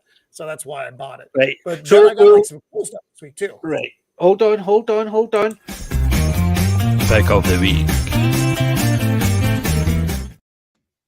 Right, okay, and come on. Caught me when I was Why is dancing. it not actually doing it? There you go. You're getting it first. All right. So what I'm going to show you first is the okay item. And I actually haven't even opened it yet. So as you know, I collect action figures. You may or may not have been aware of that. No, So, Never. You need to show us one or two. You'll need to show us one or two. shocking. you see, I have some of the Guardians of the Galaxy, actually most Gary of in the the Guardians of the comic Galaxy, shop. as well as the Yeah. Defenders. So the Kraglin figure, who you have seen in this is the Volume 3 figure, but he's kind of Yondu's second in command. Now Peter's second in command. Yeah, and I basically recognise that. I recognise that. He's wearing So a played by robe. Sean Gunn. I hate the new packaging, by the way. This is the new Marvel packaging. It's just all solid. You can't see the figure anymore. That's You have yeah. to- That no, thank you. I Yeah, think it's no, I crap. don't like that. Basically, they're saying it's to save plastic, and then you open it and it's in a plastic thing inside anyway. No, they're wrapped up in like corpses. They've got white paper around them, and they're all bundled up around the neck, and it looks like a corpse. It's kind of creepy. Ew. So something that's less creepy. Peter is not going to appreciate these, but I think the other members of the panel will. So I got Wings without whacking the mic into the record. Wings greatest hits. I didn't realize how many songs I liked by Wings. So you have Another Day, Silly Love Songs, Live and Let Die, which by any standard is a great song. It is. Junior's Farm with The best a James little Bond luck. movie. Bond, And James also, Bond. Uncle Albert's. There's just so many. That's not even fun the greatest songs. hits. It is the greatest hits. No wonder. That's Okay. the greatest hits. Yeah, no wonder. Okay. And this is the one that I really dug, and I'm gonna take the record out so I can show it to you as well. I love Warren Zevon. Warren Zevon. So I have Excitable Boy. I have the classic print of I Excitable still Boy. like Werewolves of London. But they just Yeah, put me out too. a best of Warren Zevon. This is brand. But is it the right best of, or is it not the best of the best No, of this is the best of? actually the proper best of this time. Yes, yes. For those of you who haven't seen the I've never show, heard of. sometimes I buy the wrong best of. But the record is, if I get it out, if I manage to do this without causing damage, is printed on Ooh, purple pink vinyl. And I dig the colors. The colors are just a lot of fun for me. My first vinyl single was a picture disc. Really? Your first Yes. one. My first one. That's funny. It was also my last one, but my first one. Peter's love of music. So this, of course, has Werewolves of London, Great song. Roland the Headless Thompson Gunner, which is my favorite Warren Zevon song. If you're not familiar with it, go and find it. Lawyers, Guns, and Money. It's just freaking gold. This man was gold. And of course, he's passed on now. In his last album, Prison Grove, they never put on vinyl. It was during that age that everything was just digital. And here's the last thing. And this is actually, Peter, it's from your land. It's from Britain. I thought you were going to say Scotland. It's not Scottish. I'm sorry. But it is Noel Gallagher's best of. Noel Gallagher of The Other Side of Oasis. I like Noel Gallagher an awful lot on his own. And this thing is like loaded with songs. If you can see the front, it's just got a ton of songs. It's not one of those best ofs that has, 10 songs on it. It's a lot of fun though. No fairness, Pete Gallagher, best Different of. Gallagher. Sorry, is the best of as a single, is it not? So that's the good Gallagher brother. That's not the weird Gallagher brother. But so I'd say those are. I actually got more than that. I didn't want to overwhelm everybody with all the record stuff. So those are the items that I picked up. Nice, Roman. Very nice. Bravo, very nice. Right, who wants to go next? I've got a haul, small haul. Yay. Speaking of modernizations of old stories, She's All That, which is a modernization of Pygmalion. Okay. I I've know seen that. that one. I did not know that. I've actually not seen this, but I love 10 Things I Hate About You, which is Taming of the Shrew, and She's the Man, which is 12th Night. And so I decided to add this to the That's collection. awesome. Yeah. Very Cool. good. Classic stories updated to be a teen rom-com. That's cool. Is Narnia, Lion, the Witch, and the Wardrobe. One from the early 2000s with, what is it? Oh, God. Lady Frederick of Kent? Lady Nicholas? Whichever the one is the daughter-in-law of the Prince and Princess Michael. That is a lovely story. That I is such love a this book. fabulous I've story. read every Yeah. single one of the books a bazillion times. And This one with James McAvoy, isn't it? yes, James McAvoy is in it. I love this movie. Very good.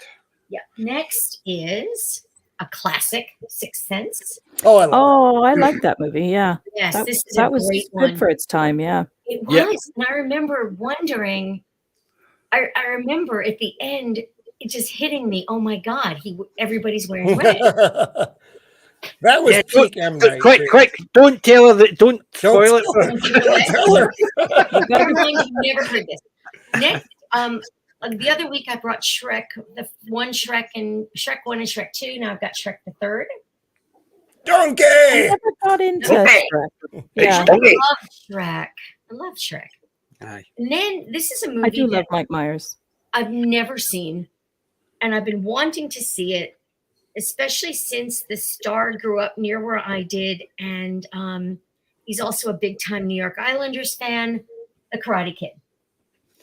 Yes. Oh, Ralph Macchio. Ralph Macchio. Ralph Yeah. Yeah, Grew up on Long Island. that original film is one of my favorite movies. I've It never is seen so it. good. Never seen It's it. wonderful. Last but not The least, film that teaches you to something- win by cheating, you mean? Pardon? You mean the film that teaches you to win by cheating? Last Swipe but the not leg, least, Colin. Swipe the it's leg. actually a really, really cool thing. I found it for how much did it cost? $3.99. It is a 3-disc set of World War II documentaries by Frank Wow. Capra. Oh, Wow. really? That's Ooh. cool. Frank Yeah. Zappa. So I open up the box just to look at it, and there is DVD 1, which it's War Comes to America, Prelude to War, Battle of Russia, Battle of Britain, Battle of China, all that stuff. Then I looked at box number 2, which is Ronald Reagan talking about Pearl Harbor, Wow. Oh, and wow. a whole documentary about the Memphis Belle. And then I found in the bottom of the tin, somebody who bought this must have put an extra disc in there because it's supposed to be a 3-disc set. And this is a 4th disc, which is Now that's unusual. great. I Yeah. know the owner must have just stuck it in there without thinking, but it is D-Day. Oh, wow. Oh, very good. Yeah, Wow. World War II, Great Battles of World War II, D-Day, Battle for the Beach. So that was my haul this week. I thought I got some good That's- stuff. That's a very impressive. I love the World War II stuff. I've got one, but I never put it in for this one. That's for next week's. There's a World War II one. If you like the World War, I've got a shelf full of World War II documentaries and if you stuff. like the one, And these are all Frank Capra documentaries, and they won awards and all sorts of things. So I See, was really, yep. really excited about see if that. you can find anywhere. You'd probably have to find it as a downloadable somewhere. The 1970s series, The World at War. I've seen Oh, it I all. remember that. Yeah. Yes, I've got the World. I've got the World That's War. from There's- narrated by Laurence Olivier, right? Yes, and I we saw it remember when I was watching. growing up. My parents pretty much made us watch it. Oh, Unlike now, I was when not children permitted are to not allowed watch. to watch the news. I was not permitted to watch one episode, if I remember right. Okay, well, How the many one discs is the this- World I War? not only did I watch, not only did I watch it. My dad bought me an A3 full scap World. It was news articles from the First World War. So as you opened it, it was full scap front pages from every day throughout the war. One Oh, thing I need to get. Did any of you see They Shall Not Grow Old? Yes, that was amazing. It was fantastic. Really fantastic. Really? Brilliant. For those who don't know, out in the ether, it was a documentary done by Peter Jackson, who's a World War I buff. And he has a whole collection of World War I uniforms. And I saw this on the making of. And he was given by the British government hundreds and hundreds of hours of original World War I footage and hundreds of hours of interviews with veterans. And it's colorized, but the colorizing is Yeah, not it's cheesy. top notch. It's Top top notch. notch. Yeah. Really, it's not cheesy at all. And then they hired forensic lip readers Wow. to read the lips of the soldiers, and they hired actors from the places where those regiments were. So if you've got a Yorkshire regiment, it's a Yorkshire actor. Wow. And if you've got a Devon regiment, it's a Devon actor. And it is, I cannot stress this enough. And Roman, I'm sure you'll agree with me. It is a must watch. No, it is. Yeah, you're. I mean, by the end of it, it's not an uplifting thing by the end. No, not at all. But it's but it is certainly. Yeah, my son and I watched it together, and man, it made an impact. It's very, very impressive what he accomplished. They've completely, what's the word? Not modernized, remastered. Yeah, it's remastered, and it really brings the scenes to life. Yeah, I mean, you don't feel like you're watching World War I stuff, even though you are watching World War I stuff. Yeah, and the colorization. Right. Do you know the one thing I know about most of the documentaries, especially the British documentaries, you'll always find that if it's from the British side, they all seem to get into the screen from the left. From the German side, it's from the right. But even if it's recorded, you'll notice that it's flipped. So you'll see a lot of Germans running with that looks like their rifles in their left hand because they've flipped it round, because they're always wanting to show them going the same direction. So like if they're doing a bit and you see them coming out of the trench, if they're coming out of the left, then it's basically a British coming out of the trench. If it's coming out of the right, and you can't make it out too well, but because they're coming out the right, it's so you know they're the Germans coming out.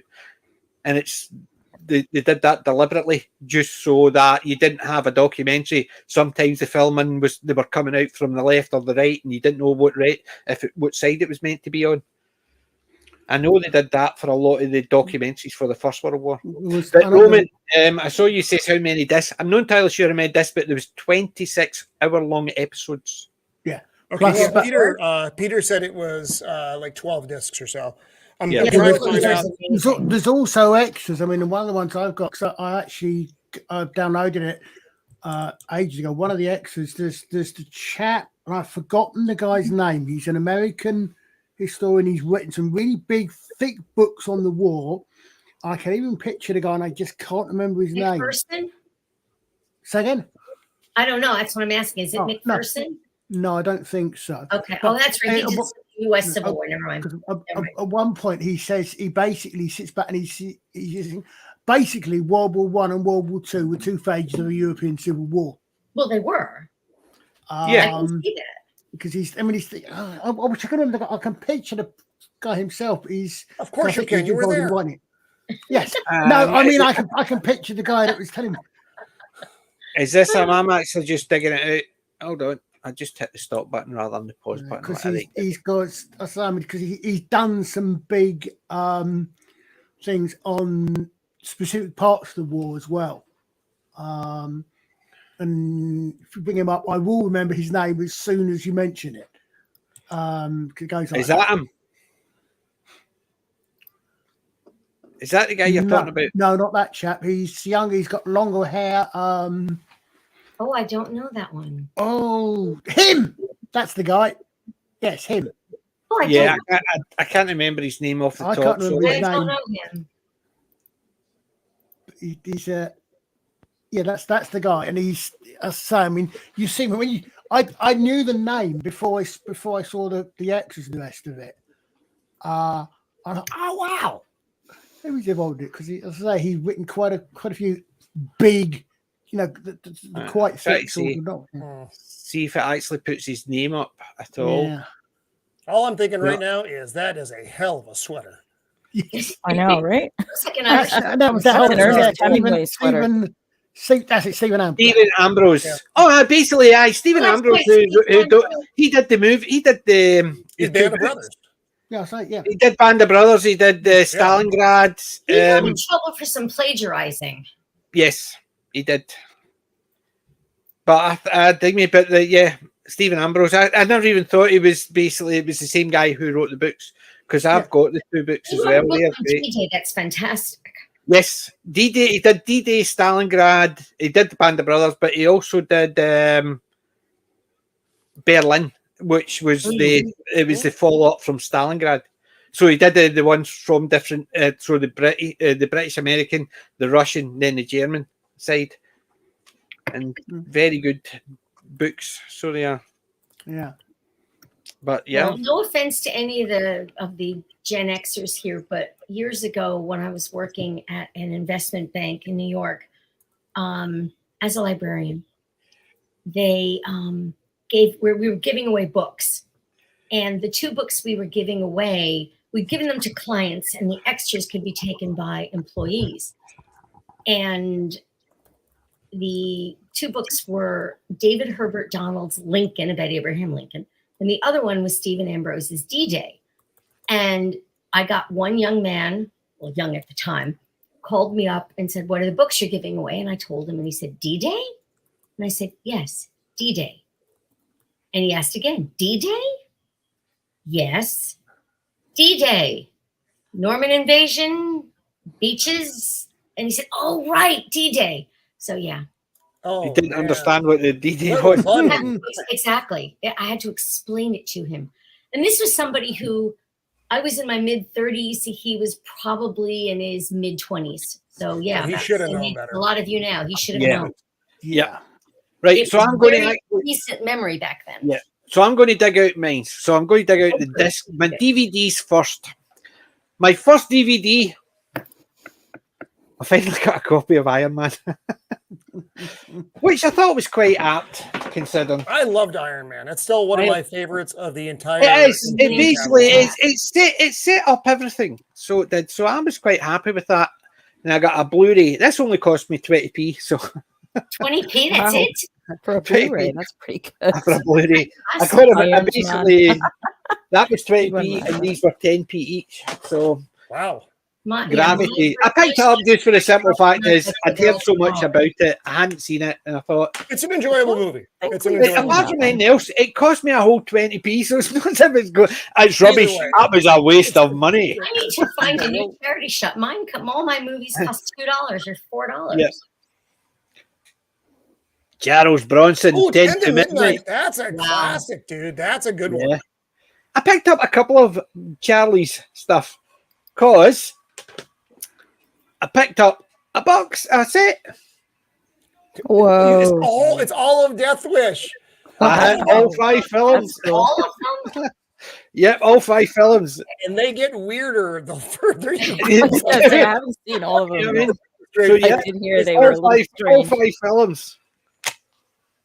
So I was happy with that one. And my last DVD was one I've been looking for a wee while, and I was so glad I got it.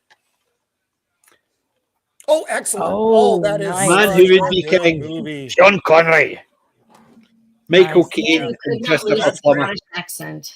Yeah, but yeah, I love that one. The thing is, the Indian actor that starred in that, I was surprised when his name didn't appear here. Oh, Because he's actually, to me, he's as part of it as the rest of them. And the way he dies at the end, rather than getting cut down the bridge, he just charges into the middle of the crowd. I thought it was just superb. But I've been looking for that one for a physical copy for a long time, and I finally Yeah, picked it up. excellent. So I've got 3 toys. Roman Nice. might like these. Right, we'll start off with the okay one. Oh, nice. See, that's good Black Widow. Yes, exactly. That's why I picked it up. Yes, that's So- good Black Okay, yeah. So I picked that one up, which I was happy with. Widow. Excellent. And then I saw another one in the shelf next to it. So I picked that one up. And Oh, nice. Yep. a So- proper Iron Man. When he was good. What does it say? What mark that is? It looks is like the it's Mark Mark XLVI. Oh crap! It's one of the okay. One of those. Each of them have got a comic book at the back. Oh, so- wow. Cool. 46. X Bloody is- hell, I don't know X- that many. It's 46. 46. XL is 40 because L is 50. X before it is 10. Yeah. So it's Yeah, 46. XL's 40. So in each of them, I've got the book about it as well. Excellent. And accordingly, they are hand painted. Fancy. Probably hand painted by a computer, but hand-paid. Yeah. And No, the remember, handshake robot. remember that there. Yeah. Yes. Got another one. Oh, solid. Yeah, man. That's Oh. good. Mjolnir. As I said, heavy weighs a ton. So it does. You can feel the weight in it. So I picked up Mjolnir. They had the other two, which was Iron Man. They didn't have Iron Man's mask, and they had Black Panther, and they had the Thanos gauntlet. Those two I were not interested in. No, I the have Iron got- Man mask. Definitely. The Iron Man mask I may pick up, but the other two I'm not interested in. Thanos' glove. But Mjolnir, because it weighs a ton, I could That's throw cool. it. I could throw it at somebody. Yeah, See if it comes back to me. So that was my walk picks. closely with that. Very, very Marvel Studios. No, that's excellent. That's a nice haul, dude. It Very is nice. actually, so I was quite happy with these ones. So Very nice. this is the one I've been wanting to open. This is going to What is so heavy on that, PJ? the actual the Is metal it for the itself? actual Mjolnir itself. Oh, wow. Uh-huh. So So you can actually like do damage with that. That's cool. yes. Right. So let's open it while we're here. Oh no, he's lost his mind. He's gone Oh, we've crazy. got an unboxing. Oh, Throw in the recycle. Drop it on your foot. I don't want to do that. And I'm sitting, it'll miss my foot. It might hit something else, but I don't want it to hit anything. Welcome to Let's Talk Geeky. Hello. This is where it goes thunk and you find it's not worthy after all. You like Nice, the judge. that's got some weight. Uh-huh. It has got some weight in it. The stand is quite heavy as well to keep it up, as it were. Pardon the expression. But the stand has got a wee bit of weight in it. But that's actually got a nice wee bit of weight in it. And it just looks cool just sitting. It's cool. It sits at an angle, right? Yep, if I'm doing it the right way. Right. Come on. There must be. Aye. It just sits like that. It's because I think I'm actually doing it the wrong way, but Whoa. Whoops. I am doing it the wrong way. If I did it that way, it would actually be better. There you go. Oh, good God. Maybe you just need to put it down something solid. No, that looks good. That looks really That good. does look good. Yeah. So That's a nice workmanship on that. come and have a go if you think. But yes, it is a beautiful wee figure. So I thought that would actually just sit perfectly on my shelf next to the. No, yeah, it's a beaut, dude. Good. So it is a nice model. So that's what I'm saying. The Iron Man mask I might go for it if I see it, but the Black Panther one and the Thanos, yeah, No, I not like I said, interested. same way, dude. The big three. The big three are for me. Those are the big three. Yes, because you think about it, Captain America, Iron Man, and Thor. Fine. I've got a couple for next week still in the box. I've still got enough for things. What? Wow. You mean- Two of them. I'm so excited because I'm actually just going. I could do another 2 boxes unboxing because I've got 6 DVDs and I've got a few things over there. I could split it into 2, but I'm so wanting to do it all together. But if I do it all together, that means I need to go out next week and actually start buying stuff in for my unboxing again. I've been able to stay away from the charity shops for a month. Gentlemen, you mean you're not excited for female for Valkyrie, for Black Captain America, or for So I've never heard of any of them. Sorry. whatever the heck the kid's name is, and I genuinely forgot Iron whatever it is, Iron Tits, whatever it is, Iron Heart, whatever it is. You mean you're not excited for these new characters that are going to lead the way? No, Marvel is dead. Marvel is Marvel dead. is It just dead. doesn't realize it yet. It's still walking around like it's alive, but it's not. Phase 4 has shown us how active Marvel is. They've had a couple of, because of international market stuff, they've made some money. But Phase 4 and now into Phase 5 has not made nearly the money that the original the Infinity Saga made. Did you hear how much the Ant-Man is making per screen? It's like ludicrously low numbers. It's Yeah. going to be on Disney Plus They- next month, man. Or They this month. did, This month. what they said was, I heard it in Friday Night Tights, they were talking about it. I'm sure it was the Ant-Man they were talking about, although it might have been Shazam, but I think it was Ant-Man. Well, They were saying that they must have had a deal that the films have to stay in the theatres for X amount of time, because per day across the board, they're making, they averaged it out because it's in so many theatres that each theatre is making approximately $150 a day. Wow. Oh my God, that's it. And that's how low it is. And they said there's no way they would keep that in there if they didn't have it written down. Right, they're losing money by keeping it in that theater. They could put anything else in that theater. Yeah. Put an old movie in that theater, it's going to make more money than Iron Man. If they were smart, they'd say have an Ant-Man. If they wanted to make money, have an Ant-Man series. So you show all three for the same price, because. I mean, but it would be a case of, if you're going to have to show Ant-Man all three of them for the same price, it's not going to cost you any more. No, I could not sit through 9 hours of Ant-Man. I just couldn't do it. I didn't care about the first one. I cared about the second one even less. I'm not even going to watch this one. You sat through The Last of Us, so don't tell us you couldn't sit through 9 hours of Ant-Man. Okay, so no, some stuff I won't endure, PJ. Some stuff even I will not endure. You kind of have to be. You have to feel for Marvel. I mean. Phase 5 is subtitled, "Can we find the lead actor who's not going to be arrested?" No, it's not. It's Colin. It's incorrect. They're not going to actually say, "Can we find a lead actor or actress?" It can't be arrested. Can't they find a lead actor or actress that will get found out and get arrested? Because that's implying that the ones that get arrested are the ones that are bad, rather than the ones that just got caught doing it. Yeah. No, because and we know of what course most of them are like. They're doing damage control now, saying, with her text to him post his arrest, all that stuff.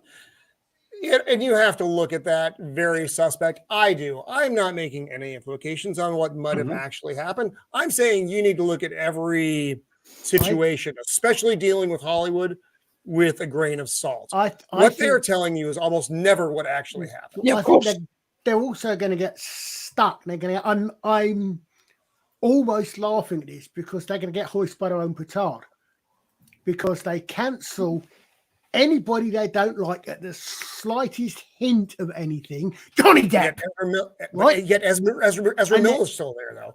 Yeah, but then when the ones they want to support, the people that in the heroes that they're trying to push, when they start going for it, then what's going to happen? Mm-hmm. But that's a problem. You got weirdos out there. But the problem is, you only hear about it when they slip up and somebody else lets it out. Because the mainstream media ain't telling us exactly what's happening. That's the problem. Good night. Right, cheers, Miranda. And I have sent that link in Twitter to Viva La Duck League. So you should see it in Messenger. Okay. So and I would say hi to Abomination AJ, who just popped in as well. He was having a really good stream this morning. Hey AJ. Hello, thanks for joining us. So we're actually still talking about nothing. We're actually still not even mentioned anything decent to watch. Well, we have watched a bit. Anytime we talk about something decent, Roman's eyes glaze over because he's no idea what we're talking about. British shows. I have. Hey, that's the most zombies you've seen since watching The Last of Us. Yeah. Hey, you're not wrong. I was actually watching. I went back and rewatched an episode of Father Brown. See, when you went back, does that mean you jumped back in your time machine and went back, or did you just go back? Exactly. We're not entirely sure with that one. Because I then started picking up Sister Boniface, and I'm still not. Is she heavy? She's quite heavy. Yes, actually, she's quite heavy. I mean, Kelly will get this one. I'm trying to work out who the actress was playing the main the visiting sister, and I beg your pardon. I was trying to work. There was an actress playing a character. The character was a visiting nun, a singing nun. Oh, I thought you said something else. And it's just the way you said that. I thought you said. Somehow PJ got offended by something he thought Colin said. No. I didn't get offended. I just got, really, they had a name like that? Because the word you used, I don't know what you said, if you said visiting, but it sounded like fisting. Yeah. No, exactly. I think you're watching the wrong Sister Boniface. No, in that case, you don't seen the nuns in the TV show. But I'm trying to work out who is this. I couldn't think of who it was. I saw the name of the credit titles, still didn't mean anything. Looked it up. She's the same actress that is the office manager in Beyond Paradise. But I've been watching, but I've got a. She's quite funny. I like her. She is. She's just so straight laced. But I mean, I've got at the moment. I saw Sister Bond. Okay, yeah, it's quite interesting, nice, cozy, and I'm thinking, hold on a second. Okay. Maybe it's just me, but this is 1950s. Actually, no, I think probably it's more like 1960s. 60s, because the last episode featured an obvious rip-off of the Avengers. The detective sergeant is from the Barbados police, and he's Barbadian. He's supposed to be. Okay, the lead actress in the so he's the second or third main character, right? The lead actress, the Mrs. Peel ripoff, was a black woman. Nothing against them, but and the two of you, I'm thinking this is 1960s Gloucester. I don't think they've got the demographics quite right here. But see, the thing is, remember, they will actually get a bit. You forget that based on their own logic, because they're actually changing how historically it looked, then there couldn't have been any racism because these people actually were in positions of power. That's their own rules. That's their own rules. They're effectively saying it was always like that. So then you can't have racism. I told you about the one-armed guitar player episode. Yeah, that was Sister Boniface. Yeah. That was absolutely effing ridiculous. Oh, I haven't seen it. You'll get there and you'll go, yeah, that man has no arm. That man cannot play that instrument. He has one arm. And I'm thinking, and when they come out with the characters, and apparently the fact that the sister in question is she's forensic. She's Bones, basically. She's basically Bones in a penguin outfit. And the backstory, okay, it's an interesting backstory. I see she learned this in the war, and MI5 wanted to do something. You think, okay. Maybe going a little bit too strong here, but then it's only the first few episodes. Let's see how it goes. I'm quite enjoying it, I say, but unfortunately, no, I liked it, Colin. I thought it would. I liked the casting. I think, well, for the most part, except for the ridiculous, visiting cast. But the primary cast, I think, is very good. I like the vibe of the show. I have some problems though with the writing and some of the issues that they force into this show, which would otherwise work very nicely without them. They don't need to be there, yet they feel they must, punch the audience in the face with them. Father Brown never did that, at least not that I really have noticed. I was Sister amazed. Boniface He's still does about it all 12 the time. years or something. Father Brown, when I look back, I think it's still gone off about 12 years. I didn't realize, because I've watched it's been on for a long time. Father Brown's still on. It is. I might try to get back into that as well. So I went back because it said this is spin off of Father Brown. I thought, okay, I'll go back. I've seen a few Father Browns. I'll go see the one that was there, and it was one of the very early. It was the first season. It was the first series that she was in. Season 1, episode 6. Yeah. So I saw that, and I thought, okay, and I'm going to carry on watching it. It's not something I'm going to say, horrible, but it is. it's obvious that there's things in there that you think, okay, this was obviously made in the last 5 years. Yes. Right. Yeah, totally, dude. But it's an interesting character, and I can't really complain, given that my first reenactment character was based on Brother Cadfael. So I can't really complain. I can't really complain about clerics being detectives, can I? I loved Cadfael. That was That was a weird wonderful. one for me.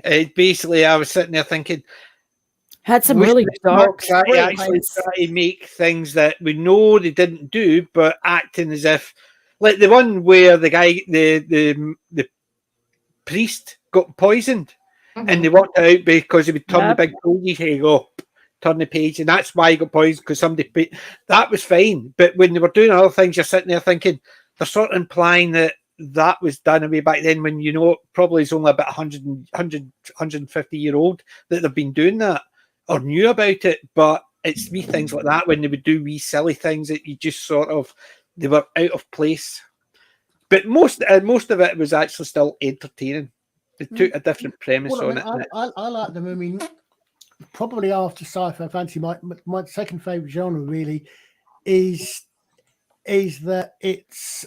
You think that they are injecting a lot into Father Brown. I haven't seen the recent episodes of Father Brown. Well, I've only saw up to season 8. I've not seen any further. But I mean, what I really like, I've always really liked is when I was a kid, when you used to go to libraries, most of what you got in the way of historicals was what we would call historical romance. Romance, as in the French Roman novel. They weren't Mills and Boone or Harley Quinn or Body Slippers. Right. I never had such trust me, if they had that sort of interesting cover, Body Slipper covers, I would have got a lot more books out of the library. No, we weren't gonna. But you had them, the likes of Jimmy Plady, which were historical ones. I also like the historical mysteries, because the good historical mysteries are written by people like Bernard Knight, PJ Doherty, who are historians. But Bernard Knight was a crown coroner, and his character he writes about the first coroners back in the time of King John and King Richard.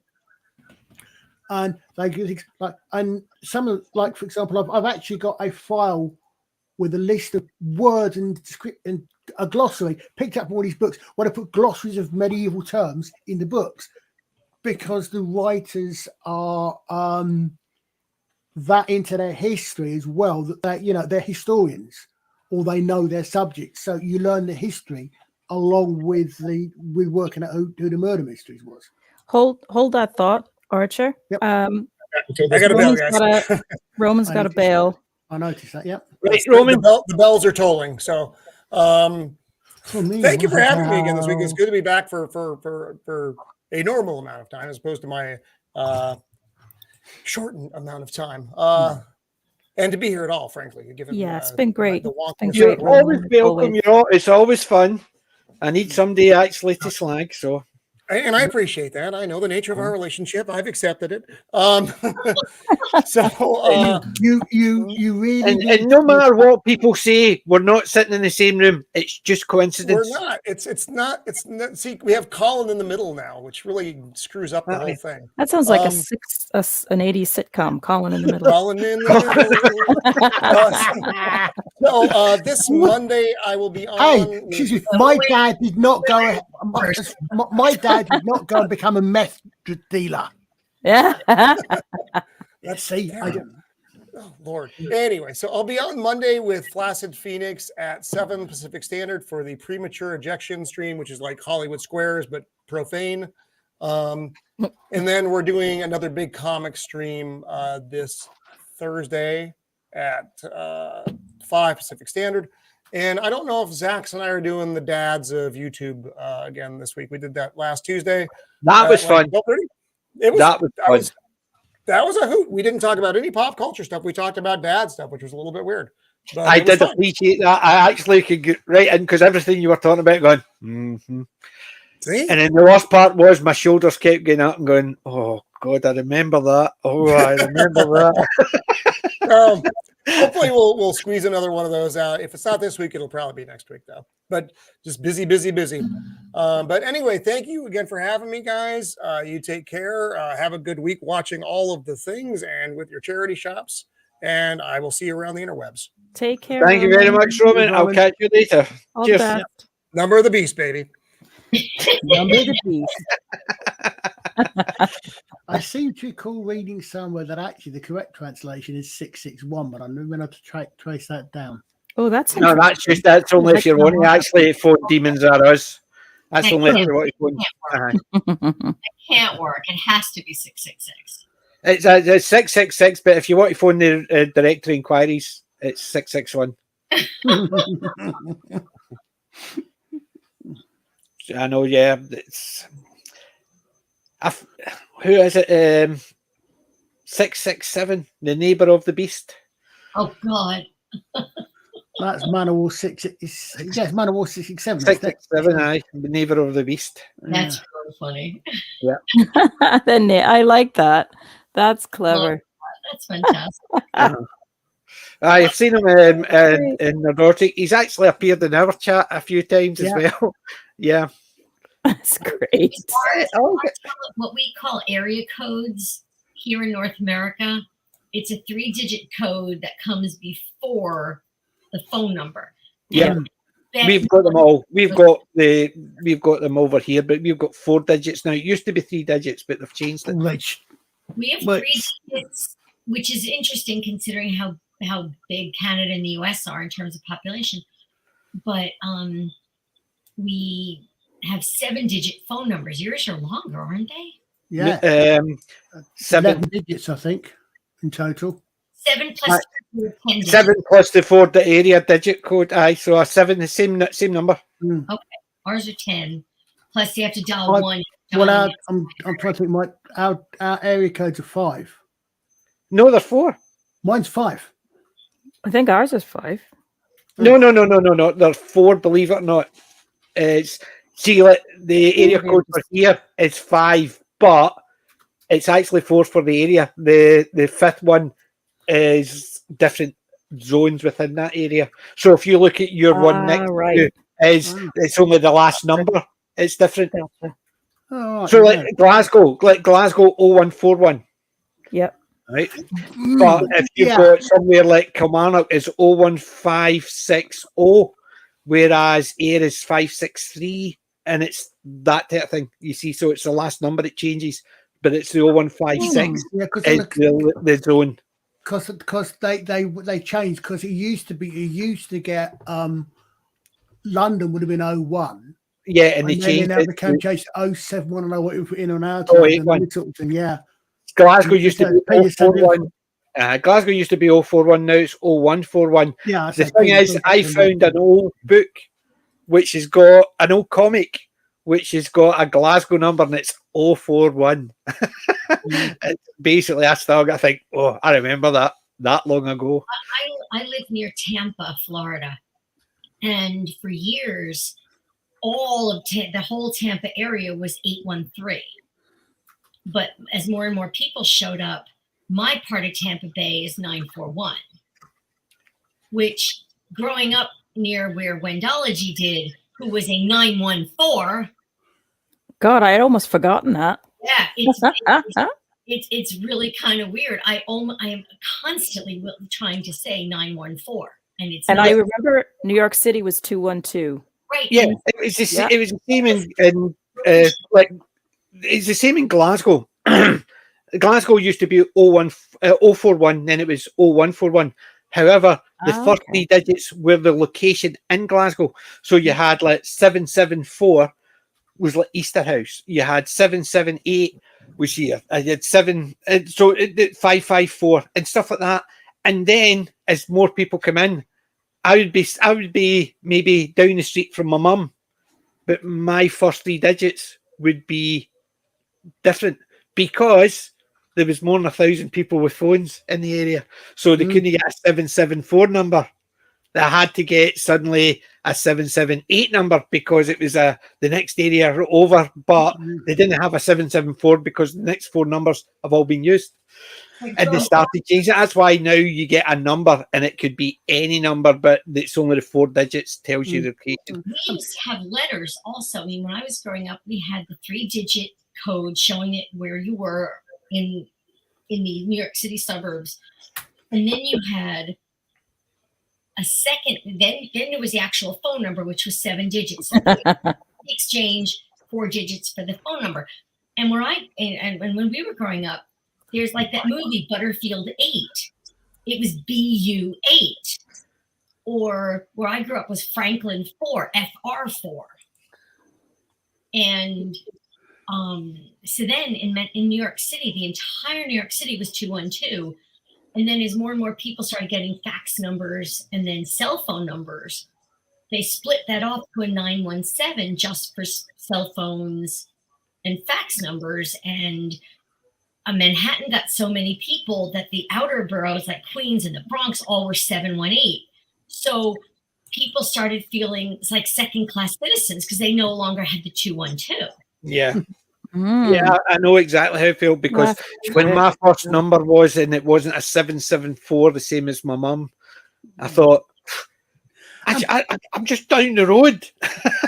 And I basically got a different number. It's not right. Am I right? It's one of those adjunct numbers. And it's gotten to the point where my area code is now considered a classic, even though when I first got it, I was disappointed because I didn't want it. I wanted 212, but now apparently people are trying to get mine. I think 212 used to be the number for Scotland Yard, Whitehall 212. Really?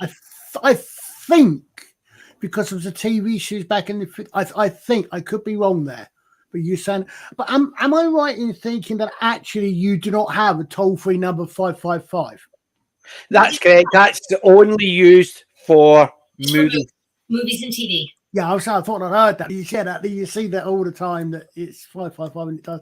And they did that deliberately because initially they realised, which is smart because normally it's after the fact they realise when suddenly somebody's getting 50,000 calls for hi, I want to speak to Brett Maverick.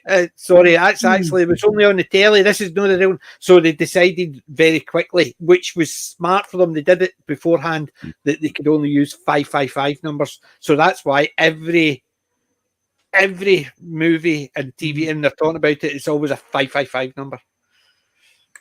Yeah, in movies, every time you see a number, it's a 555. Do you know why we have 999 as an emergency number? Why? No. Because, and probably the same reason you have 911. The idea was, I mean, for everybody here is old enough to remember any exactly dark. And the idea was even in the dark, you could put your fingers and you could go to one end of the dark and you just go 1, 1, 1, and it was originally 1, 1, 1. But they found that, and as far as I'm aware, this is true. It could be an urban, but apparently they found that they were getting a lot of false calls because you got birds perching on. It was a quick dial, but apparently you got birds perching on us, and where they were perching, what they're doing is they're going beep, beep, beep, which was translating as 1, 1, 1. So they changed it to 999, which is the other end of the dial, so you can still find it on a dial very easily. You just go to the N1, and then you can boom 3 times, so you can still find it in the dark easily. And see, I was told the similar reason. The only difference was the reason was because they found that it wasn't birds, but it was kids. Because most kids, they would see their parents and they would go up, and it was always because they didn't have the strength. So it doesn't matter what number they tried; they always only managed to get it. So it would click once. I've not heard that one. That's what I get told, but it's truthfully probably a mixture of both. But the bird one sounds actually. The bird one sounds more realistic, whereas kids going yeah all the time. I mean, I'm wondering if again it would explain why 911 you've got the 1-1, but why you've got the 9 there rather than 1-1-1? It would make much more sense to use 1-1-1 for every 1-1. Yeah. To use the same digit, 3 times. But yes, that's much more understanding of it is that it's because there were technical terms with birds. Yep. I mean, so the birds' tweets are similar to the sound quality of 999. I would assume because BT's mascot was Busby. Remember? yes. The Tweety bird. So it could be something. It's just the case of they've actually taken it on board. But I remember the locks my parents used to put in the phone. They would put it on number 1 with a wee lock so you couldn't actually dial. And I learned how to dial using the taps. So see when you hang it up and all that, you've got the 2 wee buttons. I used to dial my numbers using the tap. Somebody told me if you dialed it that way, it didn't cost you. It did, because you're still dialing out. The only difference is because when you dialed 1, it was tick, 2, tick, tick. So I would be sitting there going 1, 2, 3, 4, 5, 6, 7, 1, 2, 3, 4, 5, 6, 7, 1, 2, 3, 4, and it's just to dial the numbers. And if you get to the end number and you do one too many, you go, I fucking need to do it again.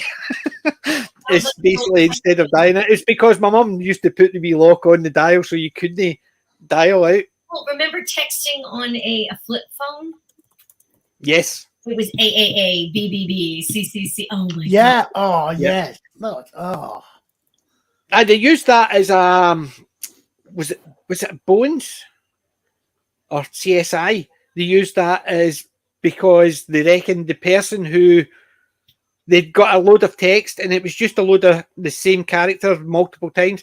And what they did was they reckoned that he was in the dark and he was trying to text, but because it wasn't on text, it just dialed the number. So it was like 111 222 or 34466, and it was a case of what was the code. So 111 was ABC. So then it was that, and they spelled it out using what the numbers he had accidentally dialed.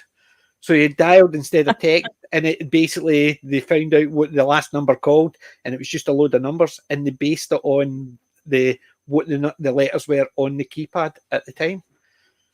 But people think the keypad originated on the flip phones, because you remember your old dials had the numbers, the letters as well. Yeah. Well, that's why I think that's why you had, like Kel was saying, that you had your dialing code would have been, you see on American adverts like 1-800-FREE-CAR or whatever it is, right. Because they did that You're because spelling it out, yeah. You're spelling it out. You're not actually spelling out free, whatever. You're spelling out 3, whatever it is. Mm-hmm. Oh no. That was the same. They did it in Scrubs. Turk had one, and it says Doc Turk, and GD turned to him and says, "But there's one letter too many." He says, "Shh, I could only get a Doc Turk," and he had to put the key at the end, so he would tell people that, so they would phone him, and they'd press the extra number because it's made his tone sound better. And that's what it was, because instead of actually giving somebody a number to remember, they would give them a sentence to remember, and then they just dialed out that sentence. And that's what the idea of it was. So, yeah. But when I was a lad, we had these things called rotary phones. I had the old rotary phones. Yeah, I still miss those. They were just fun to dial. Took about an hour and a half to dial anybody's number, but. And if you got one number wrong, you had to start completely from Yeah, you did. Yeah. None of that backspace.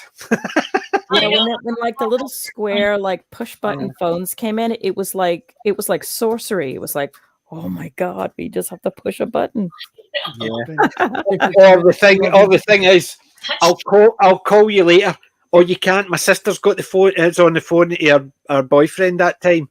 Okay, I'll phone you in this number, and you'd be standing down at the telephone box down at the corner waiting for it to ring. I remember this. That was our mobile phones. I nearly picked up. I nearly picked up a rotary phone the other week. I was in it was in a charity shop. It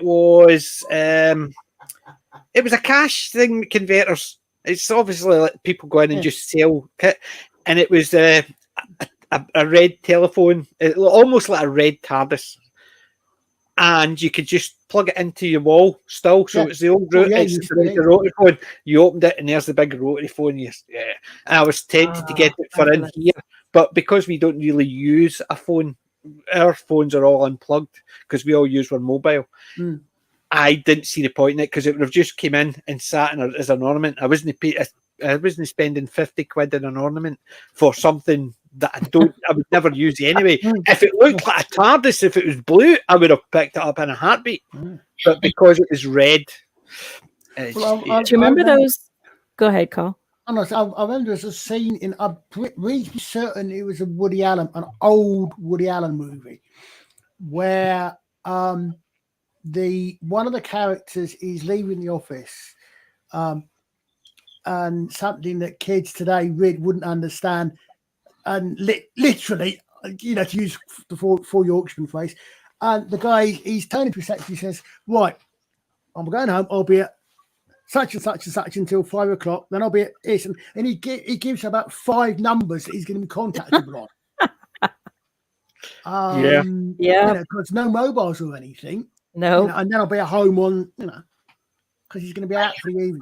So you had to know your entire evening's itinerary, well ahead of time. Yeah, and people had to let you know they were going to phone you just so you could be standing outside the right number.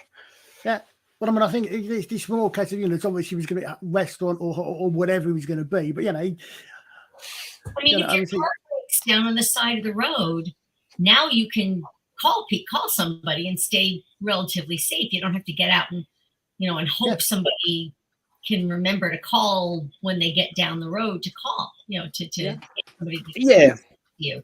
But it's I know some people still who, when they're most of the time, they switch their mobiles off, and you say, "Well, you're going out. Why are you switching the mobile for?" They says the mobile's only for me to call people, not for people to call me. Then why do you have a phone, or why do you tell people your number? Right. It's that, but I don't have an issue if the phone's for me to call people, not for people to call me. Then why do you give people your number? You've given people your number, and then you switch the phone off so nobody can contact you, unless you switch it on to phone them. I just never. It's one of those ones that you're sitting there thinking, it doesn't work. Either have a phone and just use it to phone people, but don't give your number out if you're never going to answer it. Yeah. But weird people, what can I say? Yeah. I mean, I have a landline since I moved here, and that's almost 15 years. And even when I lived in New York, I really never used the landline. I just gave out my cell phone number or mobile, whatever we want to call it, to be understandable across the pond. But yeah, I never used my landline. The only time I really used my landline, we had a blackout back in 2003, and I had an electric landline, but I kept my old one in the cupboard. So I pulled it out, plugged it in, so I could, take a phone call if anybody needed to reach me. And people in my building who only had electric phones were coming to my apartment and saying, could I use your phone? I've heard you've got a phone. So of course, my public civic duty was to let anybody make a phone call. Yeah. And I would tell people, I'm calling you from my cell phone to let you know you can call me, but call me back. I'm calling you from my landline. Call me back on my cell phone. You can leave a message. You cannot leave a message on my landline now. Yeah. I didn't have my mobile on at all because there was nowhere to charge it. And they didn't have portable chargers back then in 2003. So, Gary, I've got a question for you then, Gary. Why are all poker jokes bad puns? Uh-oh. No one knows. They just are. Oh, God. Say that again. I'm not even actually. Why are pirate jokes all pirate jokes? Right, okay, I get it now. Oh, they are. Right, okay. Why does it take so long for a pirate to learn the alphabet? What was that? Why does it take so long for a pirate to learn the alphabet? Uh-oh. Because you spend so long at sea. Oh. Oh.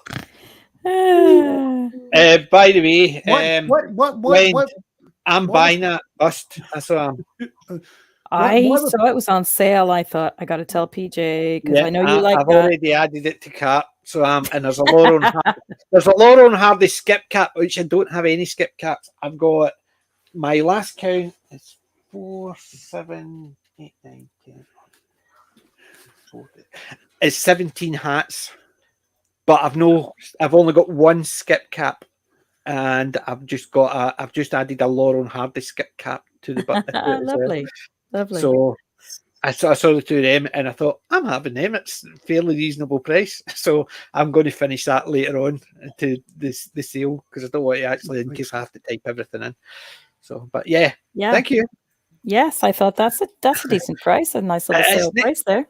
Aye, definitely sale price, half price, and it's nice. It's nicely detailed. The picture doesn't even do it justice. Yeah, I know it looks really cool. So, but thank you for that. I'm looking forward to that, and I'm going to look through that whole website. Hopefully, I've only found 2 things that I can afford. I need to keep money. I need to keep money aside because I'm going down to maybe London for the September meetup, but I've also got a Comic-Con just before that, so I need to start saving money. Oh, God, yeah. So it depends when the Comic-Con, when the meetup, where the meetup is in September. I was just reading what Darren wrote. Yeah, the semaphore thing. Yeah, I climbed a local. Did I miss what was it? Was that the Darren? Was it called the Darren? I think the mountain was, and I went up with my father-in-law and I climbed the top, and Darren was on the bottom, and we were doing semaphore, from the top of it. It was funny. Yeah, definitely a Wuthering Heights moment. It's got to be better than a book. I never learned semaphore, but when I was in my teens, my early 20s, I was a signaller. I was in the Royal Signals, and one of the trades I did was actually message handling, and you had to know how to do all, what sort of various different methodologies you would send messages by, routing and the rest of it. I did learn Morse. I didn't learn semaphore. I used to know Morse, but that was so long ago that I've forgotten all of it. I used to be able to read 5 punch hole tape, or at least not. I used to be able to recognize some letters like E. I think was all 5 in there. So I used to recognize some of the patterns there when you got 5 punch tape like ticker tape. I remember that because one of my first offices I was in, they had the thing from office to office. They would send it, and it was on because I used to watch it on the TV, and you see the news reporter going like that. Yes, it's actually the plane's crashed, and it's just a wee strip of paper he's reading off, and he's going like that. And then I thought that's just one of those American things. It's why don't they just shoot telegrams or whatever? And then I went into an office, one of the first offices I was in, and basically there's the secretary sitting there. She's transcribing the ticker tape. I thought, oh dear. Ticker tape tended to have writing. What you actually got was, when I say you've got this transcription. Yes, but it was the same premise. What I'm saying is the ticker tape was the same premise, but it was punched rather than actually. Yeah, so in these ones, actually punched. Literally, it was literally five holes up in a row. It's amazing that you can actually get 26 letters out of. Or 20. You get more than that. You can get 26 letters out 5 by 5. Yeah. Written Braille. Yeah. Yeah. You can get 26 letters out of a 5 by 5. That's why you basically, even in Braille, although it's in dumps of 5, it's usually 5 by 5. But it's the same idea that it's the easiest one for codes, for if you want to send a code to someone and for easier for them to calculate it out, is you draw a grid, a 5 by 5 grid, and just do A to E, and then you just send them 2 numbers. So it's like 1 is A, 1 5 is whatever. And the reason there's 25 numbers is because the C and the K are used as the same. So if you wanted something to say kick, you didn't need to put CICK or KICK. You would put CICC kick because it's this pronunciation of it. So it's things like that. The 5x5 is usually the best way of doing stuff like for coding. So it's fairly straightforward, but it's the same idea. When you've got 26 characters, then you've got 10 numbers. Yeah. Right. You need that extra. So, like the You've dots got- and dashes, most of them are in stage 0-5 as well. Yep. Yeah. Well, because when you do numbers in Morse code, it's funny. I think it's DD. I think it's dash dot is one dash dot. It's that it's where the dash and the dots are. So it's 5. It's 5. Sorry, go on, Wendy. I was just going to say, funnily enough, I watched a YouTube video about learning Morse code earlier today. Yeah. Yeah, it's a modern take on learning Morse code. He gives 2 memorization techniques, like tricks to do it, and I love learning stuff like that. I'm just a sponge for things like that, and I've always been fascinated by Morse code, and it's definitely got me intrigued to see, if I can. I mean, my memory is horrible. So basically, what you're saying, Wendy, if I stop my camera and say nothing but just go, yeah, you should be able to, even if you can't hear it, you should be able to tell what I'm saying. Just by the wee. Well, and the funny thing is, that's Like one of the symbol. things he said was one of the tricks that he learned or was told about, is that it's better to learn Morse code by sound, because that's how you're going to be hearing it and interpreting it in most cases. So to learn it with a sound association as opposed to learning it on paper, and then Because you're reading it. So if somebody writes out for you, so you could write ... and then you would just write them down as it were, and then try to translate them based on paper to paper. But when you hear, you'd have to go really quick. Yeah. That's SOS, and it's because you've got the association with the Yeah, Well, it's an interesting video. It's very short. It's not very long, and I was just sort of roaming around YouTube earlier, and I saw that and I thought, oh, I'm going to watch that. That looks intriguing. Well, I was that long. I was literally in my teens when I joined the TA, and also I was doing. I mean, I learned the native phonetic alphabet so early that I do not even think about it. When I spell something, I automatically spell something: Alpha, Bravo, Charlie, Papa, Juliet, Mike, Alpha, Yankee, Bravo, Echo. On Wall Street, we use the military alphabet. Yeah. And I literally, and the way I actually learned that, no kidding, going on exercise one weekend, sitting in the back of a 4-ton truck lorry, working out voice procedure spellings for every vehicle that went past for the number plate. So I spell Alpha, numbers 1, 2, 3. I spell Alpha, Bravo, Charlie. I'm practicing my voice, and that's how I actually got it. Learned literally doing it for number plates. Right. Because I learned it by working in IT and dealing with people who didn't quite understand my accent. No. Yes. Basically, it's C. You what? What's a C? It's C as in Charlie. Yeah. Oh, yeah. So I had to. So anytime, as soon as somebody says, I can't quite understand that, and I would say it, and then I would actually do it. Yeah. Alpha, Bravo, Charlie, Delta. Yeah. Or else the American way is Abel, Baker, Charlie, the dog, Easy Fox.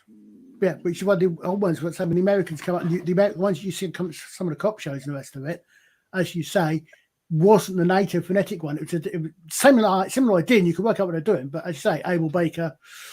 We say Alpha, Bravo. Yeah, but I mean, if you see some of the older shows, it was Able Baker, Dog, things like this. It was Able Baker, Charlie, Dog, Easy Fox, that type of thing, rather than as an Easy Company. I say Whiskey Tango Foxtrot a lot. Echo, yes. Golf, Hotel, Foxtrot, Sierra, Indigo, Indigo, aye. India or Indigo, depends who. Kilo, India, Kilo, yeah. Lima, Mike, November, Oscar, Papa, Quebec, Romeo, Sierra, Tango, Uniform, Victor, for Yankee Zulu. Oh, what's Omaha? I had a really funny moment. I had to. I was ringing up Natural Resources Wales for work to pay an invoice, and I was talking to the operator, and it was like first thing in the morning, and we were both just a bit giddy because it was really early in the morning. And I was trying to spell something out to her, and I was starting to use that alphabet, and then I forgot some of the words, so I started making up my own. Circle laughing. Yeah, I've heard people say that. A as in a bit of something. Yeah. The funny thing is, as long as it works, it works. It works, aye, because I've heard people saying like apple. Yeah. Well, I knew what they mean. It basically they know the theory behind it, but they don't know the words, so they make their own words up. And most people actually is things like fruit or something fairly common, yeah. Yeah, fairly common stuff. So like they don't go abacus. Huh? What? Yeah, I mean, or pterodactyl. Is that a T or a P? I don't know. Yes.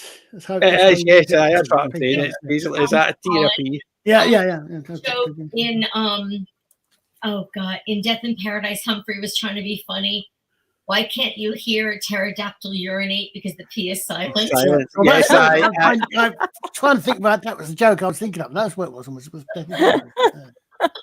Yeah, he was trying to actually tell a couple of jokes because am I funny? Which reminds me. Yeah, I've watched that one. I've got the other one to watch tomorrow. Okay. You need to watch Beyond Paradise episode 6. I've got that for tomorrow. We've watched it. Yeah, I watched the one last. Obviously the one about when he was when she kissed or the guy kissed her and she slapped him and they broke up. Sorry, spoilers. Julie, I will. I'll talk to you about that on Discord. Okay. In a private chat. Yeah, we have seen the one you've seen. Yeah. Have you seen the very last episode? I was going to say no. Episode 6 I've got tomorrow to watch. Very last episode. The last one I saw was the one where Humphrey and what's her face? Martha. Yeah. Yes. North America has seen episode 6, which is the last episode of the No way. Oh no, we haven't seen that. Well, I've got episode 6 for tomorrow. I've got episode 6 for tomorrow. We were on last night, wouldn't it? No, that was episode 5. I've got episode 6. Oh, of course, yes. Remember, I've got a VPN, so I can actually watch. Oh. I can travel back in time to the States and actually watch last week's. Yeah, I've seen it, and it's a must-see for anybody who's a fan of both shows. Yeah. But that's what I'm saying. So the one you saw went last night, or was episode 5, is the one it finished with the one where Martha got kissed and slapped the ex-boyfriend. No, we've seen the one after that. Yeah, as well. Yeah, the one where she back the ring was episode 5. I'm not a. The one with what? What was that? Humphrey back the ring in episode 5. That I was in bits watching that. I must admit. Wait till you get to episode 6. Have I seen episode 5 then? I thought I'd seen episode 5. Good. I must admit, I'm not that much of a fan of the romance thing being in there in the first place. I must admit. And the whole thing, I'm thinking, well, hold a minute. She's the second name lead character. So either they're going to get rid of her or everything's going to end up to get one or the other. It's Colin. I'm not going to give no spoilers. No, I will be watching that. Unfortunately, I'm out tomorrow, but I Right. shall watch I'm already at a loss. You need to actually, like me, as far as I'm aware, episode 5 was the one about painting pig. That's episode 4. Well, I've got. What the No, hell? you're right. Episode 5. You're right. That's episode 5. That was the last one I watched, and I've got episode 6, which I've not seen. But that was the one with pig, and that's the one where Martha and Humphrey break up. Yeah, that's what she gets back there.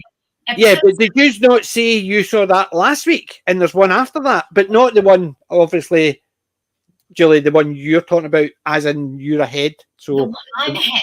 I'm ahead of you. So the episode 6 is the one I've got to watch for tomorrow. But Wen said that she saw that last week, and yeah, that's why I'm saying. Oh no. Yeah, the one you've just described, PJ, is the last one we saw. Right, okay. I saw that last week. I've got the one for it was on a Friday. I've got for tomorrow, and that's because my VPN allows me to say I'm in the States, so I can get watching it. Just laughing at Retro Doc in the chat. In North America, and it's a doozy. That's all I'm going to say. Oh, but no, I'm going Yes, sorry. Come on, bugging you. to. How can we get some of the best one-liners? Because he's got time to think about them. That was funny. Thank you. Thank you so much. I needed that. Oh god.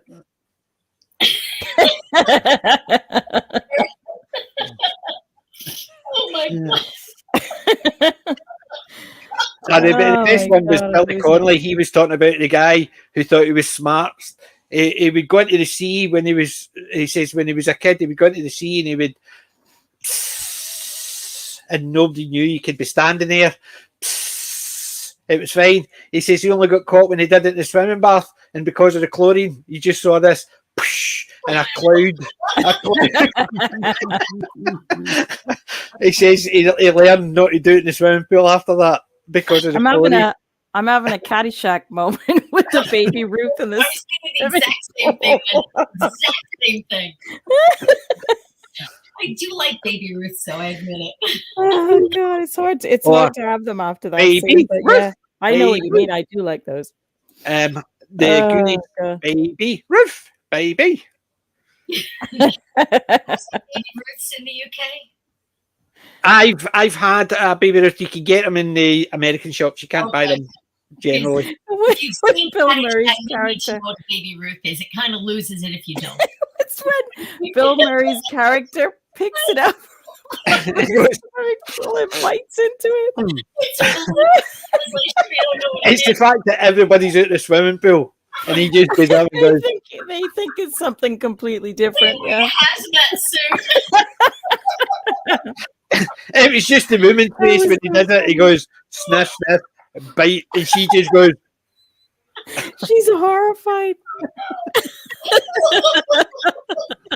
Do you know the best one? One of my friends, they used to do it with. They used to do it. Thankfully, I've never been out in a bender with these guys, so I've never been drunk with them because I'm normally driving. But what they used to do in their teens, they're all obviously in their 50s now, but in their teens, what they would do is, if somebody fell asleep drunk, they would get a bar of chocolate, hopefully something with peanuts in it, and stick it down the back of their trousers. Oh dear me! So they would basically stick it down between the cheeks, and then wait for them waking up in the morning. They would wake up. It's like the guy who. What have I done? I don't remember which movie it was. Some guy told his friend to put a potato in his pants. Yeah, that was basically. Was it not just Bigelow? It was the one he says, "No, we meant the front." Was it not that one with Rod Steiger in it? The one because he did Juice Bigelow, didn't he? Neil Gigolo. It was something along. It was one with him in it, and it was a case of. I remember seeing something where they told him to put a potato in his pants, and he puts Yeah, it. we told you in the front.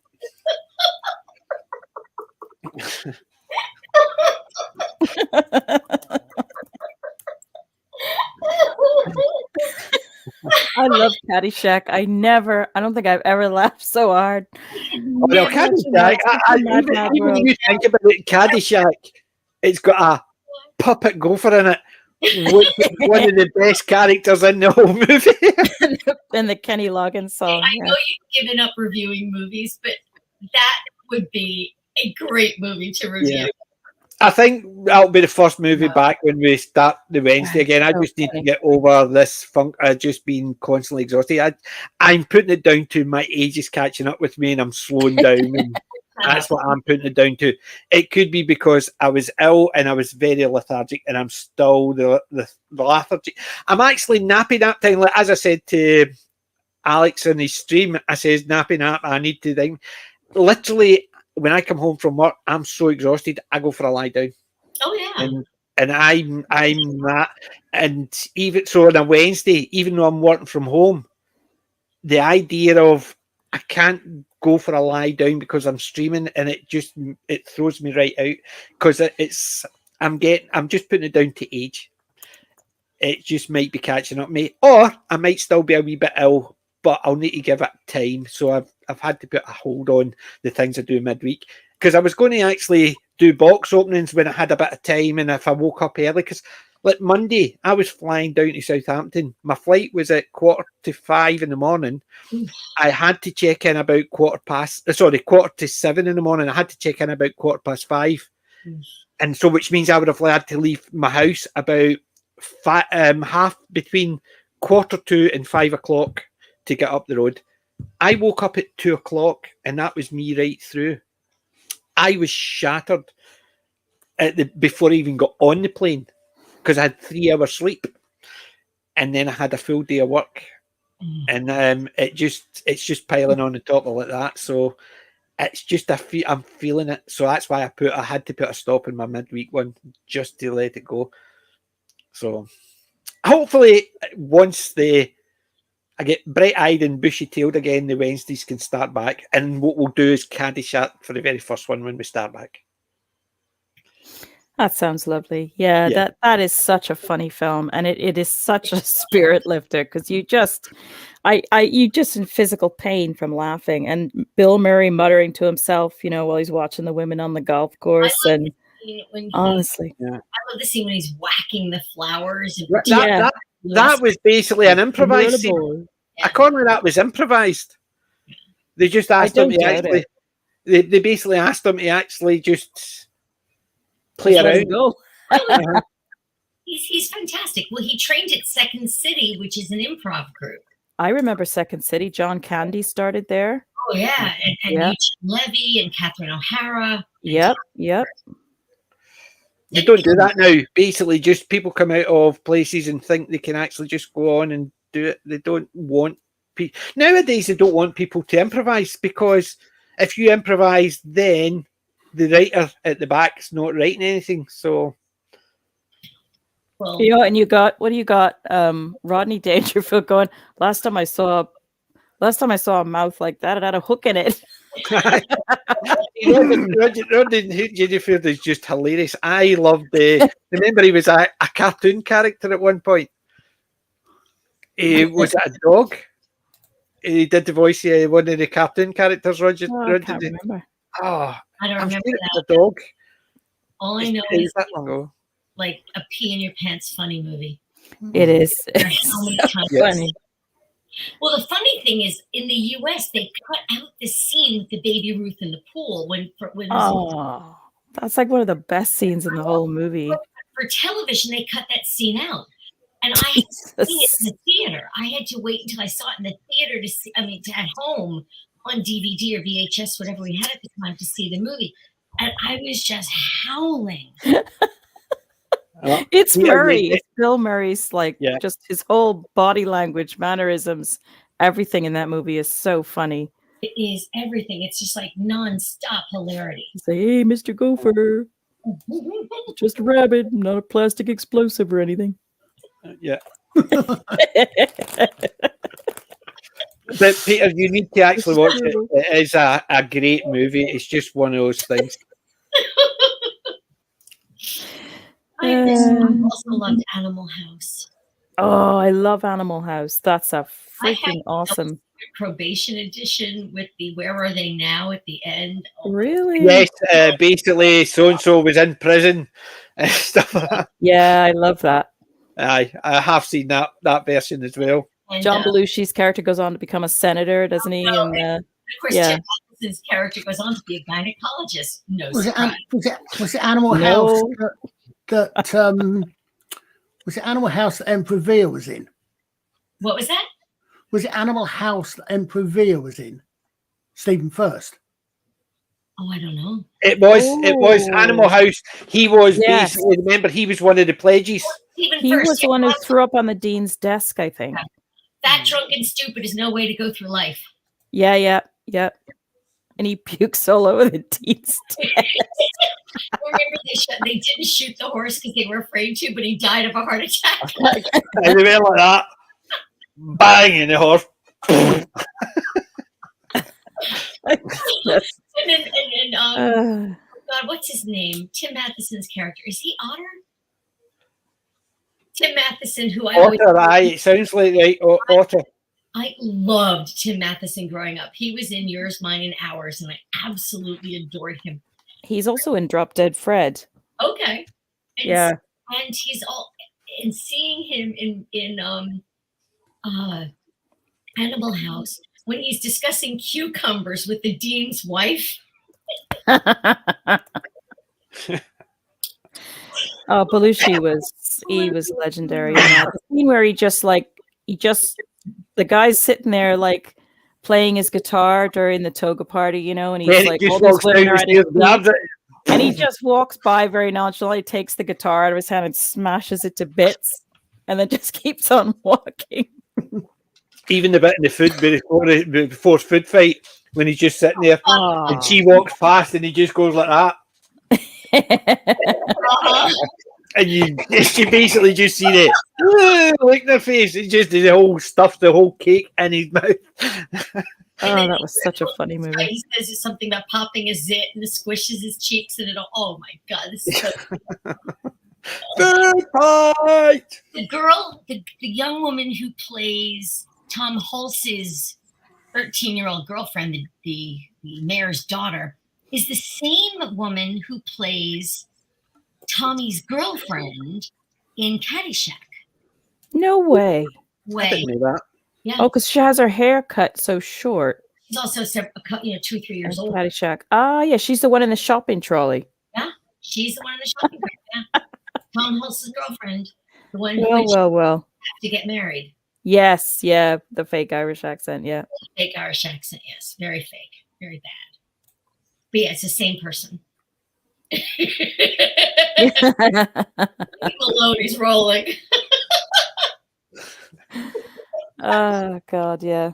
It's gonna Do you be not fun to know watch. a movie I watched a couple of weeks ago? 1941.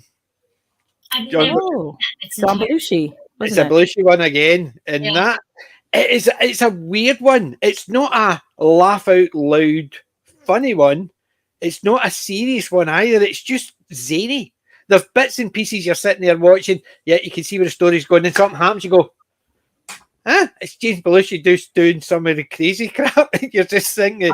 I remember that film coming out, and I can't really remember if I saw that or not. I I remember seeing it, like the name of it back in the day, but Justin Rutger. it didn't stay with me. Sarah Holcomb is her name. Yeah. Justin says, yeah. Yeah. So that was great. I needed that laugh. That was really good. Yeah, the longer director's cut, you definitely needed it because they cut so much bits and pieces out. It was weird. Double Secret Probation Edition. Oh, nice. I'd love to get that. That's really nice. I've got Animal House. Truthfully, I can't remember. Somebody was talking to me and she says, we were talking about DVDs And she said, I says, I've got a lot of physical media. She says, oh, one of my friends has got the biggest collection I've ever seen. She's got, see one of those tall shelves? One of these shelves behind me. I says, the big tall one, it goes up to the ceiling. She goes, and it's full of DVDs. I says, you seen my man cave? She says, I says, remember those 3 big shelves, the same size as the one you're talking about, and the 4 smallest ones, the half size? She says, I says, well, most of that's got DVDs on them, and the figures are in front of the DVDs. She says, I never noticed. Well, I says, I've only got 1,600 titles. 1,600 titles. So they brought in Donald Sutherland because they wanted to have a star that somebody had heard of. Yeah. And so they brought him in, and they offered him the opportunity to take a share of the profits or take straight cash. He took the cash. Yeah. Instead of the share of the profits. Because if he took the share of the profits, he'd been set for life. Well, and remember, Donald Sutherland's character managed to actually sleep with Lois Lane. Because that's what she went on to play in Superman, didn't she? Lois Lane? That was Karen. Karen Allen was the girl he slept with in this movie. That was somebody else. Was it? No, I thought who was the one? Because remember the bit when she's in his office and he's standing there and he's making big mate and he turns around and he's naked. Was that not the same girl who played Lois Lane with Christopher Reeves? No, different woman. Is it? I've always had the two of them as the same person. No, Karen Allen is the woman in Animal House. The woman in, hold on, let me find it. IMDb. Someone else, Alan, isn't it? I'm sorry? There is someone Alan, isn't it? I don't think so. Margot something. Margot Kidder. Margot Kidder. Different person completely. Aye, so there's Karen Allen. That's the one I remember. Right, Karen Allen was in Raiders. You're right, Gary. Yeah, that's it. Yeah, Karen Allen was in Raiders. See, I remember from Raiders, but I always thought she was... Yeah, no, different person. Is it Kidder, wasn't it? She was in Superman, Margot Kidder. Yeah, that's it. That's she was in Christopher Reeve's Superman. Yeah, but you look at the two of them, they look very similar, especially when they were younger. And that's why I've obviously just, the two of them, I've just actually seen the two of them as the same person. But yeah, seeing the pictures, it's so obvious that I was wrong. But they've just got a very similar features. And I think that's where it's been. I've just assumed that's what they are. But it just goes to show. But yeah, I remember that as well. Yeah, I thought that was kind of interesting that he decided he wanted to take the cash instead of the share of the profits because that movie's made a fortune. But see, there's the thing as well. Remember, he's obviously read the script initially, thinking he could have thought it was funny, but is it the type of funny that is going to be a hit movie? Because you look at how many times somebody has seen a movie, said it's going to be a hit, and then it barely, even after years, it barely cuts even. And yet they're so certain it's going to be a hit. They've taken shares of the profit of the film. But also remember, the way Hollywood do it is that technically most movies never make a profit. They do it deliberately. Yeah. Because there was not the one with, who was it? Basically somebody had actually been offered a percentage of the profits, and even though it made something like nearly $1 billion, it's worded in such a way that because they actually paid their own company to produce certain parts of the movie, then it's always a loss for tax reasons, which means the person didn't make any profit, and she took them to court. The producers is so damn funny.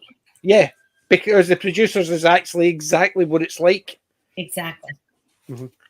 But there was somebody in it's basically taken to court because they're screwing them out of millions because accordingly they got a percentage of the gross, and the way it's done that they effectively no movie technically makes a profit because they pay their own company over the odds so they get the profit from that company from themselves, and then all the money that comes in is meant to pay all this, and it's a weird way of doing it just to avoid paying tax. But to me, when I rule the world, I'm going to make sure they all pay tax where they're actually working. End of story. So you can't actually create another company and then pay your own company. You have to actually, if it's your own company, you get it for nothing, and then just work it out. Isn't not making a profit the business model for the CW network? Aye, no, that's actually paying money to actually watch people to watch it. No, apparently someone said not one show on the CW has ever turned a profit. Apparently, I don't know how much that was creative accounting or what. I don't know. I think I might have found something else. I think I might have to try and give a watch to. I can hear myself echoing there all of a sudden. I can't hear it, so you must be hearing it from your own devices.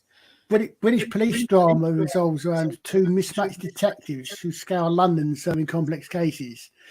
Murder City, 2004, starring Amanda Donohoe and some chap called Chris Marshall. I've never seen that one. No, I've not. But it's two seasons of 6 episodes each, I think, by the looks of it. But it might be worth having a look into. Just to see. I am tempted to go back and watch My Family with Chris Marshall and Robert Lindsay. I like the first few episodes, the first few seasons. That show's been starting to air on BritBox now. Yeah, so it's the same as that in My Hero, where I can never get his name right. Ardro O'Hanlon. Ardle O'Hanlon, yeah. Yeah, I can never get his name right. I'm going to actually go back and watch My Hero. I like Ardle O'Hanlon's. And me, yeah. It's nice to see him doing something different. Exactly. Yeah, because he was playing a comic fool. He was so typecast in that. Yeah. He's wonderful in Father Ted, but I feel kind of sorry for him because he got small, really typecast. Far away. These cows are small. These cows are far away. Yeah. We watch every single year our Christmas. Other people, I'm looking at PJ when I say this, are watching White Christmas or whatever. We're watching the Father Ted Christmas special. That's our Christmas movie every year. 2.4 Children. That's another good one. I love that movie. 2.4 Children. It's a TV show. It's not a movie. I'll have to look for it. I've never seen it. Yeah. I don't know if it made it here to this side of the pond. I'll have to check it out on this. Check in IMDb. You'll get a basics of it. But yeah. But yeah, my family. I was visiting a friend over in London back in the early 2000s, and they were showing My Family when I was over there. So I got to see an episode or two, and I never saw it here. And now they've got it on BritBox. So that was kind of cool. Oh, really? I didn't know he was on Whose Line It Is It Anyway. As a captain, maybe First World War and Soldier in the Trenches, a horror movie. Was that Doomwatch, Death Watch? There was one about the First World War, the trenches, and it was a horror. I never saw him in that. The first place I ever saw him was in Love Actually, and he was an idiot. So plenty type. That's cool. He's not an idiot in Death and Paradise. He's just kind of clumsy and awkward, but he's brilliant. Oh, yeah. Yeah. And he's a very truly good, kind. There's a great depth to him. He plays it with a great deal of depth, and that's what's nice. He's not just a buffoonish, clumsy guy. I'm looking at his early stuff at the moment. Let's see. Let's go back. His first thing was 1993, but he was in the Bill. Iris, I don't reckon it. The Four Feathers. Death Watch. It was Death Watch. I was right. It was just I got the Death Watch. He was in. He played Private Barry Starinsky. He played a Russian. So it wasn't a captain. He was in that. Then he was in. That was a couple of years before. That was a year before Love Actually. So And is this it Chris was Marshall or Ardler Hanlon we're talking about? Chris Marshall. Oh, right, thank you. I got We've slightly moved confused on. there. We've moved on, Colin. No, I got slightly. I wasn't sure which of the two we were Just talking kidding. about. Just kidding. I mean, Ardell O'Hanlon, I liked. Father Ted, he was brilliant, but I understand why he would not want to be typecast as a blithering idiot. Yes. And then the next time I saw him was in Gridlock in Doctor Who, where he played a cat. Yep. Yep. He was Yep. very human. Yeah. Yep. And then I didn't see him again until he played Death in Paradise. G.I. Jack Yeah. in Death in Paradise. Yep. And I really liked his era. I really did.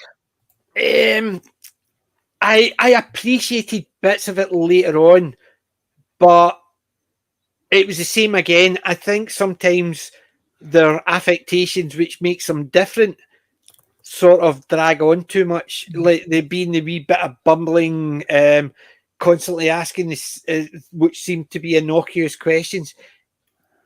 It just seemed to people were actually acting as if they didn't expect them to ask like that. Like you could see with JP and Ruby, where they would say things like, "Why is he doing that?" As if they've seen him for the last 3 cases working that way, but they're still surprised when he asks a silly question. And it's that type of thing. So when I think it's not necessarily the way he's playing it or the way it's the way the writers are actually trying to make him still look goofy, whereas the people around him have been working with him a while and they're still acting as if the way he does it is weird, even though they know how he does it and it works. It's the same as the Ralph Little. Mm-hmm. I still don't really like Ralph Little character, but at least when he's acting like his neurotic part, the people around him don't seem to actually act as if they've never seen it before. It's just a case of, oh, that's just him. And I like that aspect of it better, because sometimes when they've got somebody who's a bit clumsy or acting a bit dottery old dad type, they sort of play into it too much and the characters around them play into it. So I think that's why I didn't like it as much, because initially it was good, but as it got on, the characters around it acted as if they'd never seen it before. The way I've looked at it is Detectives 1 and 4, Richard and Neville hated being there, and it helped them grow into better people. Well, not necessarily Richard. Oh, Richard it helped him grow into a victim. Richard was becoming slightly less stuffy towards the end, especially as his attitude towards Camille was softening. And so I think he had the potential to be a better person. Yeah. Do you know the 2 things I dislike immensely about Death in Paradise? And I love Death in Paradise. I love the early stuff, especially. The 2 things which I wish they would stop. Well, 3 things. There's 3 things, but 2 of them are the main things. I wish they would stop doing, which they didn't do for Jack. Everybody seems to fall in love with their DNA. I didn't love that. I did not. Everybody. So Ralph too. Yeah, Richard did, and it's a case of really. I think Richard did. I think it was more the other way around.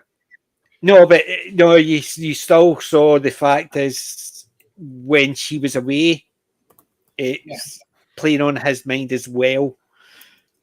And because is she coming back? Close, I get it. Yeah, but it's just a case of that. But the other thing I dislike immensely is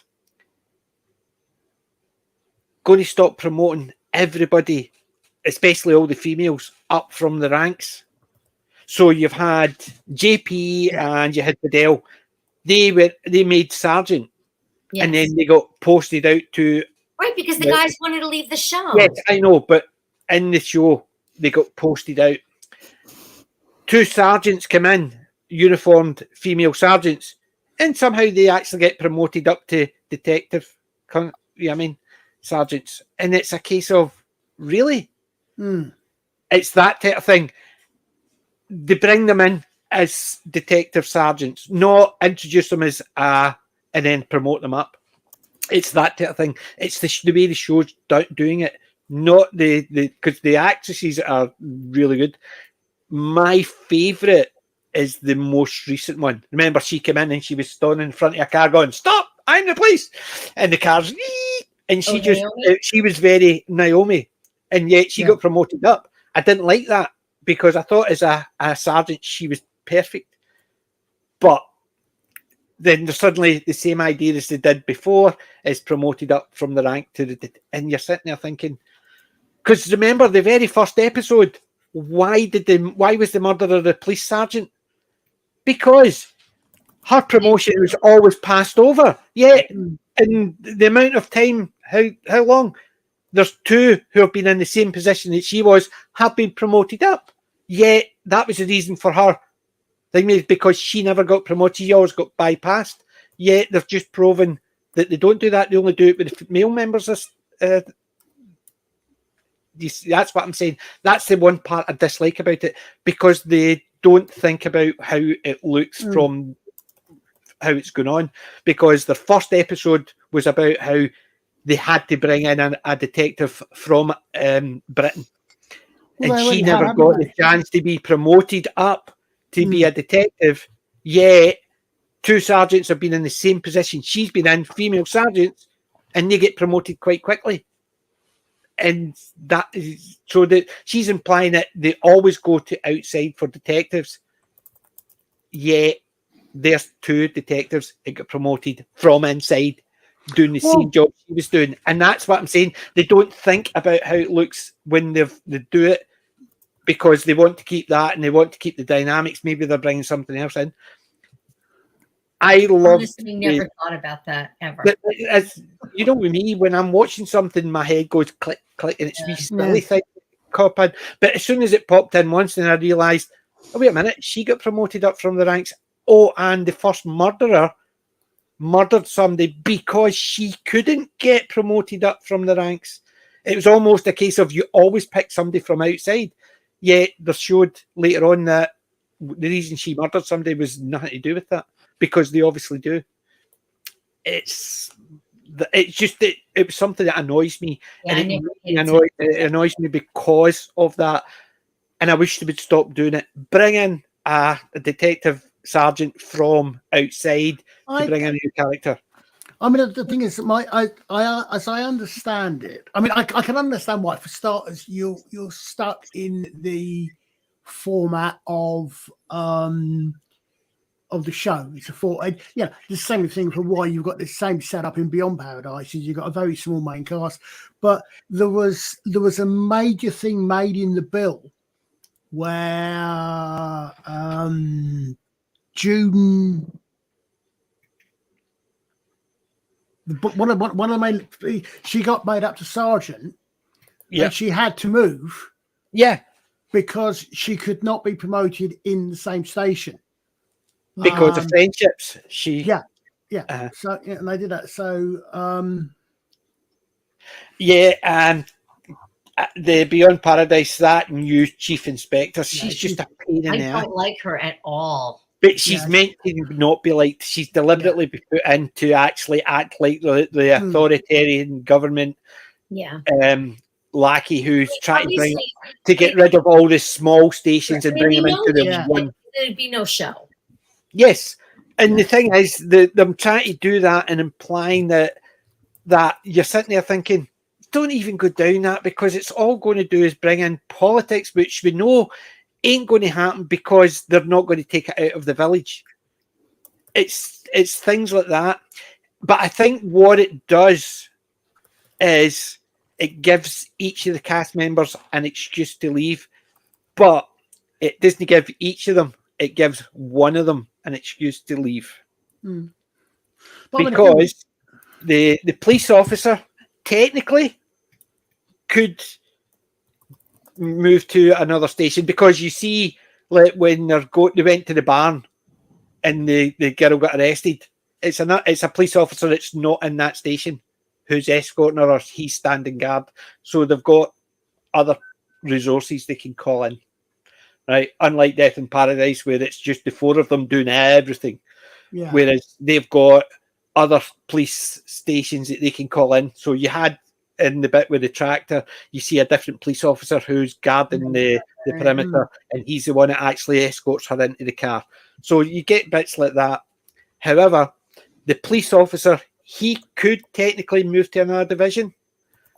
The detective sergeant, she could move to the main building as she's been offered. But I can't even remember her name. The one that does the secretarial stuff. She's effectively local to the village. You imagine her Margot. if she wanted to leave, right? How could they write her out Who? without actually writing her out? They would have to kill her off. Who? Margot. The woman who played Martha, the one that plays the secretary. You imagine, because she's meant to be local to the village. Yeah. She knows everybody, remember. So if that woman decides to leave the show, how do they write her out? But how did they write her out? Spoilers. I'm trying to. I don't know. Seen it yet? No, I haven't seen anything yet. I've seen the I've seen the final. Yes, episode. you have. I've not. But what I'm saying is, if they decided, remember, I've only seen up to the episode 5, which the UK have only seen up last night. But what I'm saying is, if she ever leaves, how do they write her out except killing her off? Because she's meant to stay. The reason for the show. I agree with you. Yeah, but no, it's not. It's the fact that she stays in the area. So if she decides to quit, they would bump into her, whatever. It's that type of thing. That's what I'm saying about it'd be like. Well, all I'm going to say, you'll see. It's not usual that I'm ahead of everybody else. Usually I'm a week behind the rest of you. I'm mildly concerned at the fact that IMDb's only got one series. Well, apparently, RetroDoc sent me an article. Apparently, the guy who writes it has written a second series. It just hasn't officially been viewed yet. You said that, I mean, what you're saying about these things, there's something, I mean, like this thing here, I agree. I mean, the superintendent, whatever she is. I like that scene as well. Yeah. But But she goes to, but when she's going to do this thing about closing down the stations and all the rest of it, well, no, because if you close down the station, that kills the series because that's what the series is. Not going to. Yeah, they can't have something they can't do with and keep the series it is. It's step back one. It's an interesting, possibly current, possibly realistic situation. Yes, because they're wanting to actually get rid of all the small ones, because there used to be a police station in every village, even if it was the police officer's house, which covered, which had an office at the front. Yeah.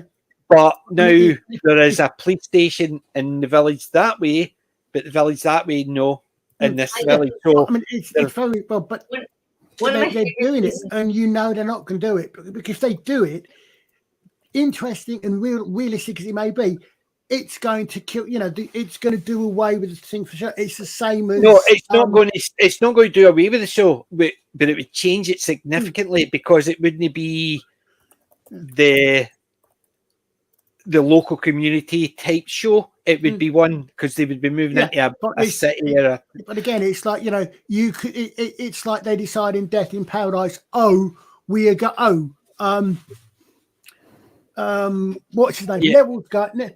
Neville's rotating back. We are going to promote whoever his sergeant is at the time, and it's going to be local. That kills the show because the whole premise of the show is an English fish out of water, English white. I think it kind of has to be a white English detective, not necessarily a male, but it would change the dynamics if I had a female, I think. Yeah, but it basically has to be a fish out of water, no matter what.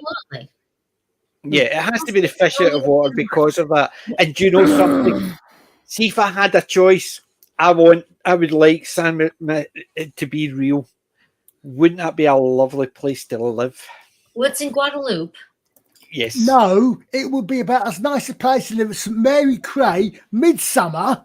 And Cabot yeah, Cove, but- Maine. Yeah, Cabot Cove. Yeah, I agree with all those, but at my age, I would rather still spend my last few years in a place like that, because the way they film it and the way they present It's the island is, I love. The people are great. The scenery is great. The weather is great, but even the monsoons and stuff like that wouldn't freak me out, wouldn't put me off. But it's just the idea, if that was a real place, I would love to live there. I don't care. Well, that's one of the reasons I. Sorry. At least in, I can't remember what it's called offhand, but the village that Humphrey and Martha and I live in doesn't have a murder every week. That's a very good point. It ain't Midsummer. It ain't Yeah. Midsummer. It ain't any of the others, because all of the others have got Ain't murders. Cabot Cove. Yeah, all of the others have murders. At least with this one, it's not a murder of the week. Right. Actually, I saw somebody on Twitter this morning complaining that there weren't enough murders. In what? I'm a person In Beyond Paradise? Paradise. No, just in general around the world. Yeah. But yeah, it is. I can understand why, because yeah, Cabot Cove, Midsummer Murders, and all that. We are aware. It's the same as like Taggart and stuff like that. Mm-hmm. Any show when you had Heartbeat and stuff like that, it was a case of, we don't expect reality to be shown. What we want to do is see a reality type police procedure. And yes, somebody gets murdered every week. We don't expect that to be true, but we're going in for entertainment. The aspects around that are unimportant. So if there was a murder every week for Humphrey to solve, we would still enjoy it, even though we know that in small villages, that's once in a blue moon. But I think that Twitter the other day was having this theme: are you Team Archie or Team Humphrey? And of course, anybody who's been a fan of either of the shows for any period of time is going to be Team Humphrey. How anybody could be Team Archie. I hate him. Archie. I hate him so much. I don't trust him as far as I can throw him. He's a snake. Gorgeous. He's gorgeous. Who are we talking about? Sorry, Archie, Jamie Bamber. The one that tried to sort of the one that tried to kiss Martha, and then she slapped him into next week. Right. I haven't trusted him since he's a snake. But no, do you know the problem is? See, from day one, I thought they're going to split up, and it's because of him. It was so obvious. It was so obvious. They were basically telegraphing it right from the. Oh yes, I was engaged to him, and I thought, here we go. So Humphrey's obviously not going to get married. It was bad enough that they couldn't have. They were trying for kids, and they couldn't have a kid. Then that, and you're sitting there thinking, right? So Humphrey's going. What's the next thing? Is his house going to burn down? Is he going to crash his car? I love that boat too. I just love the whole setting of living on the boat. And if you notice, the boat is very gradually, bit by bit, being improved. You only see him working on it once or twice here and there, but every time you see it, maybe it's because you saw him doing the sanding, it's suddenly the paint is actually applied, and they're not highlighting the fact that he's standing there going, "Yeah, I'll be with you in a minute." It's basically it's there and it's slightly better. We've known since he was in Death in Paradise that he loves boats. Yes, but the fact is they don't need to actually go through. He's constantly working on it. I see it. It's just a case of gradually you just see it improving. Yet there's a couple of times you'll see him maybe in his day off. He's working on it because they come up and say, "Sorry, it's your day off, but we've got this happened," and they says, "Right, I'll be with you." So he's working on it then, but you don't see. It's not every night he's working on it, so they're not coming round. It's like me up that they name the duck Selwyn, even though it's a girl, even though it's a girl duck.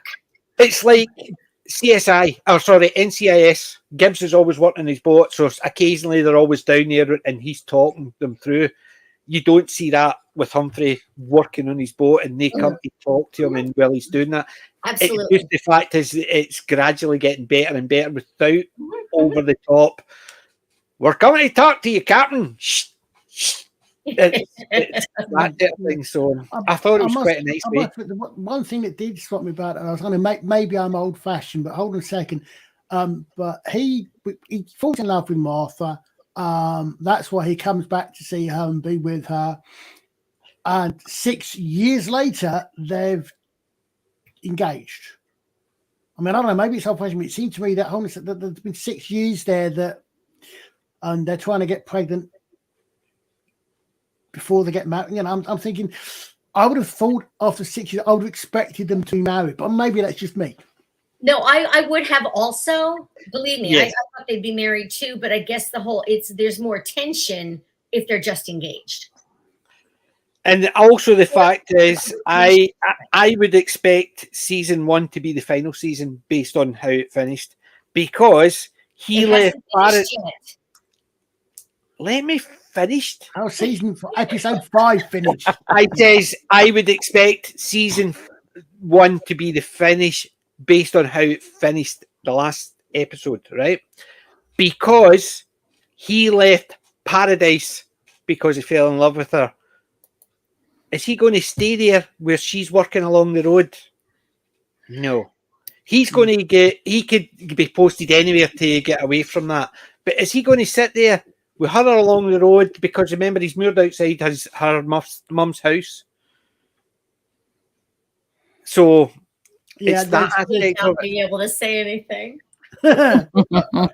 Listen, remember, you two might be a bit ahead, but the fact is, if realistically I'm looking at it, he left Paradise to come back here because of her. If they two then split up, why would he hang around there? No, wait, PJ. Without giving away any spoilers, that is addressed in episode 6. I know, but to me, there's no way they can address it significantly. It is they can significant because I look at it how I suppose we all look at it as how we would view it. But if he left a beautiful island to come back because of her, and then she splits up with him, which devastates him, how's he going to actually live in the place? Even if she leaves, how is he going to live there with all the memories when he could just get up and off? But it is addressed in episode 6. Trust me on this. I'm going to watch it tomorrow, but you realise I'll be ranting and raving if it doesn't actually justify it, because I can't see how they could justify it. Well, you'll see. We'll see. It's hopefully with good writing. This episode had me episode 6. Happy tears, sad tears, laughing, crying. It ran the gamut of emotions. I've never once, maybe when I was younger a bit. I'm a girl. I've never once found something sad enough that I cried at. I'm a girl. I can get away with it. Even when old Jella gets shot. Accordingly, the reason I said, as far as I remember, because my mum always told people that when King Kong died, the original movie, I cried. What? I was 5 years old. Spoilers! I was 5 years old. So accordingly, 53 years ago, I cried at a movie. But if King Kong died in the first movie, how can it be all those sequels? It's Hollywood death, remember. You look at Marvel, how many people have died and come back? I think the entire Marvel movies died, hasn't it? When we were talking about this earlier on, half of them dead already. Died. What is it? Is it mid-year one says, every time I snap my fingers, a person in Africa dies, and somebody says, stop snapping your bloody fingers then, you psycho. But the thing is, it has to work for me as well, because if it doesn't work for me, then the rest of the show, if it's season 2, won't work for me, because I can understand why he left a place where he did love, but she said he did, but he wanted to come back because of love. And then if she leaves him and it doesn't get cleared up properly, then why the hell would he be still sitting there? That's why you don't want romance in these things. Exactly. I hate romance in things. Do you know the biggest mistake I've ever seen? Judge Dredd. Not Dredd 3D, Judge Dredd, Sylvester Stallone. The fact that he took his helmet off was bad enough. The codpiece armor was bad enough. There was some great bits in it, but the fact that Hershey and Geeky really had to get a love story in there, I didn't care. Certain things need a love story because they're part and parcel of it. Like, for instance, The Princess Bride is technically a love story. Yeah. Well, sort of. So you need the love story part in it. But it's the same idea. I'm the same with love story parts in it, the same as sex scenes in it. People put sex scenes into things where you're sitting there thinking, why you just did that for just to show bits and pieces of people's body? Why the hell? There's sometimes you need it. Like you look at Fatal Attraction. The sex scenes in that were to show the type of relationship they had.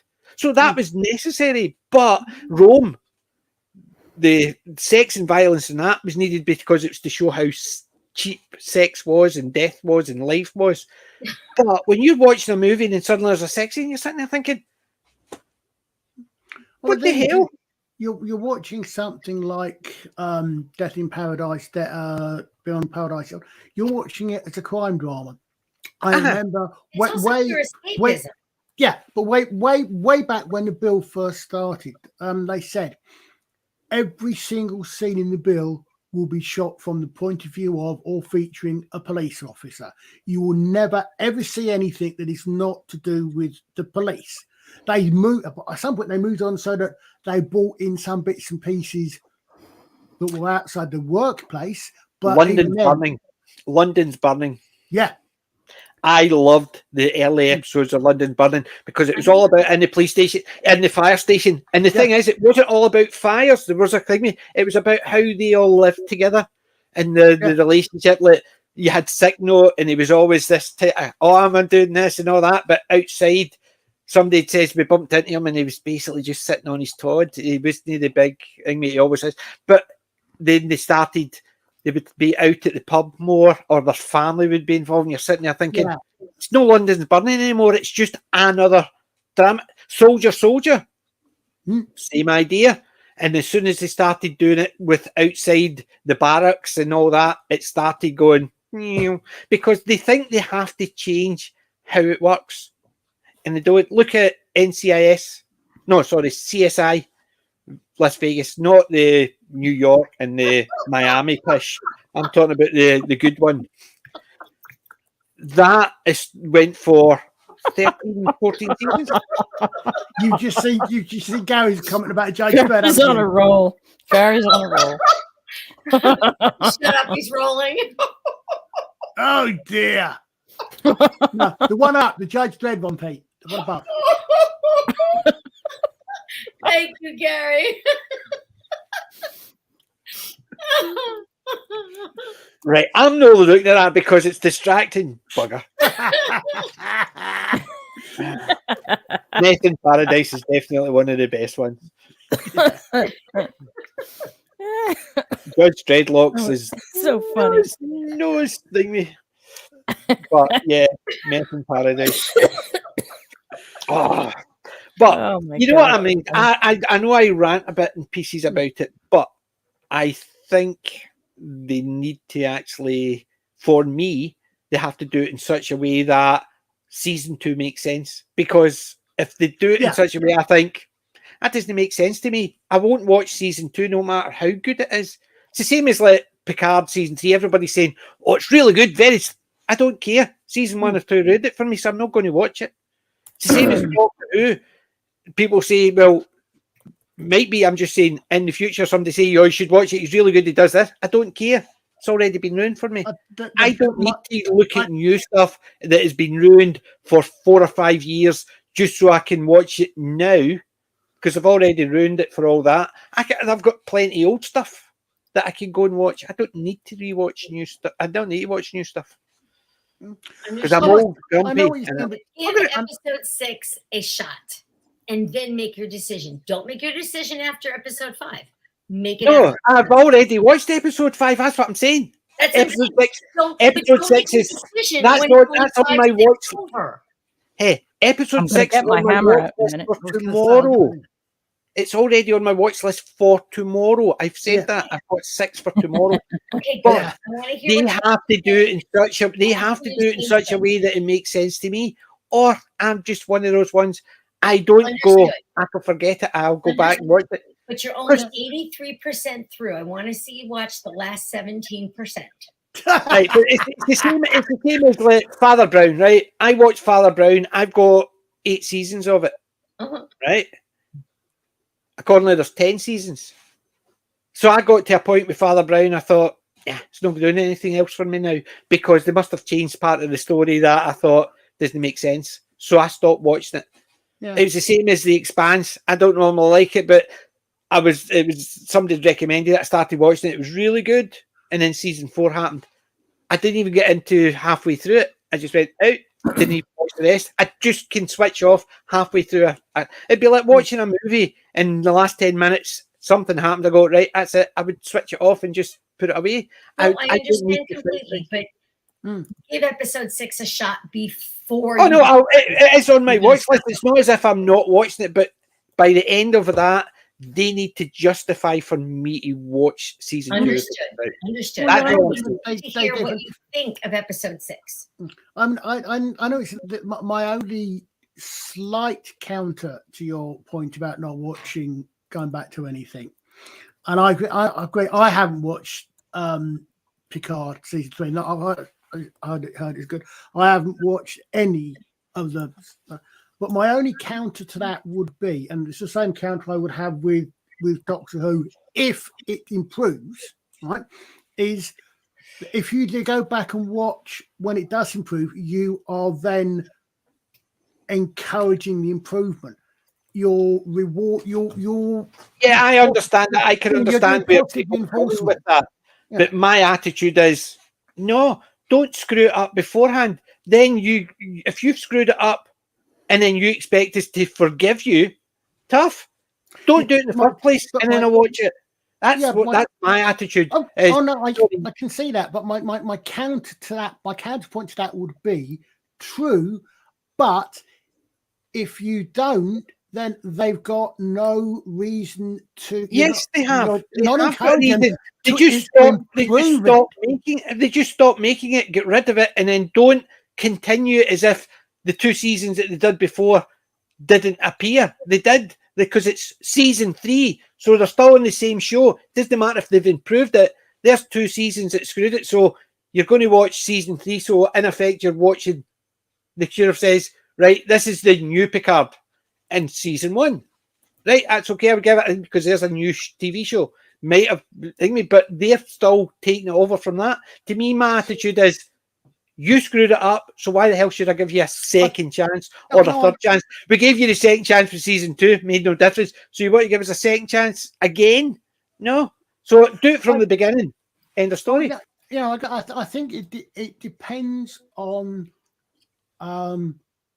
which you think is more important. Because if you do that, but if you say, okay, you screwed up, a lot of people are criticizing. Look at it. A lot of people are criticizing what you've done. You made changes. A lot of people are against. Okay, you idiots. But if they then take that on board and improve it, and nothing happens, they're not going to have any reason to not to go back to what they thought was pushing their points. I mean, I think no, I would say that the complete opposite, because you're telling them that, see the next show they're on, don't do that, because it will ruin it and you will not succeed. Whereas if you're turning around saying, well, actually, you can still do your stupid messaging and really corrupt the characters for the first couple of seasons, but see if you go back to season, and then the next season, then they'll actually come back. Don't worry. No, you've screwed it up. So I'm not giving you a third chance. But it doesn't mean that if you do a new season, a new program, I'll assume that. I might assume it, but you can prove me wrong from the beginning. But if I go to the new one and it's a case of, still the same. So they've not learned any lessons. Doesn't matter what. And that's the point. So all they've learned is we can give you shite as long as occasionally we give you something good. That's not the question. That's not the way I want you to look at it. I want good from the beginning. Yeah, I get the occasional bad episodes here and there, not an issue. But if you've getting crap all the time, but you get the occasional good episode, why the hell should I watch it? Oh, absolutely, yeah. But I'm not saying is if they make a change, they decide we're going to put such and such in this show for our messaging, whatever, and it goes downhill, and they say, okay, that's not working. We'll bring them back, turn the messaging out, improve the show back to what it was, and people pick it up again, and it stays at that quality. Then next time around, hopefully they won't make that. They won't. See, there you go. Hopefully, because they've not learned any lessons. All they've done is say we could actually do what we want for the first season. You can't tell the future. You can. I say you can only. Yeah. You can only. Folks, I'm gonna have to love you and leave you because it's. I'm starting to fade. Yeah. 11:30 at night. Yeah. I can appreciate that. Oh, well, Wend, thank you for joining us as always. And thank you for having me, as always. Yeah, is Mr. Hyde's on tomorrow? Is Mr. Hyde's on tomorrow? Because I noticed it was on my feed for last night. Yeah, it's Hillbillies in a Haunted House tomorrow, and I apologize in advance. See, it's episode 2 in the series. How come we're not getting the rest of the series? What's that? Oh, episode 2 in the series. Yes, I did notice that, but I noticed it after I picked this one. And I did notice there was a couple in that series. But, if it's anything, if the first one is anything like this one, I ain't watching it. How come we're not getting the full series? Because they don't hate us that much. when the Mr. Hyde do actually want us to actually watch the streams. Yeah, Mr. Hyde picked the next movie. I said I really can't be trusted at the moment. The movie I picked, actually, people liked. There was no snark whatsoever. Oh well, your movie was brilliant, absolutely brilliant. We had something going on that night. I don't think we got to see it. But you picked a classic, an absolute classic. Back in the day, before we had descended hit of perennial badness. I thought it was just a noir show with, public domain movies. I didn't realize it was going to be trash movies. Well, it's sort of evolved. We've evolved into, as you said, Julie, a mystery science theater type snark fest. I love it. And it is a hoot. It's an absolute hoot. That's why I was embarrassed I picked an actually good movie. Although one of the people that I work with was, because we were talking about movies, and I says, I do a stream, and I says, well, I stopped doing the live stream on a Wednesday. However, if you like good old classic movies, and I sent him a link to Mr. Hyde's because he said he likes. Cheers! Thank you. Yeah. So hopefully he'll be able to join it, because I said to him, I'm normally in the chat. It's just fun. But the biggest problem is a Sunday night is usually my Sunday's my relaxed day where I try not go on the computer too much. That's why sometimes I'm always late, because I'm usually relaxing and doing not a lot, maybe watching a DVD rather than on the computer.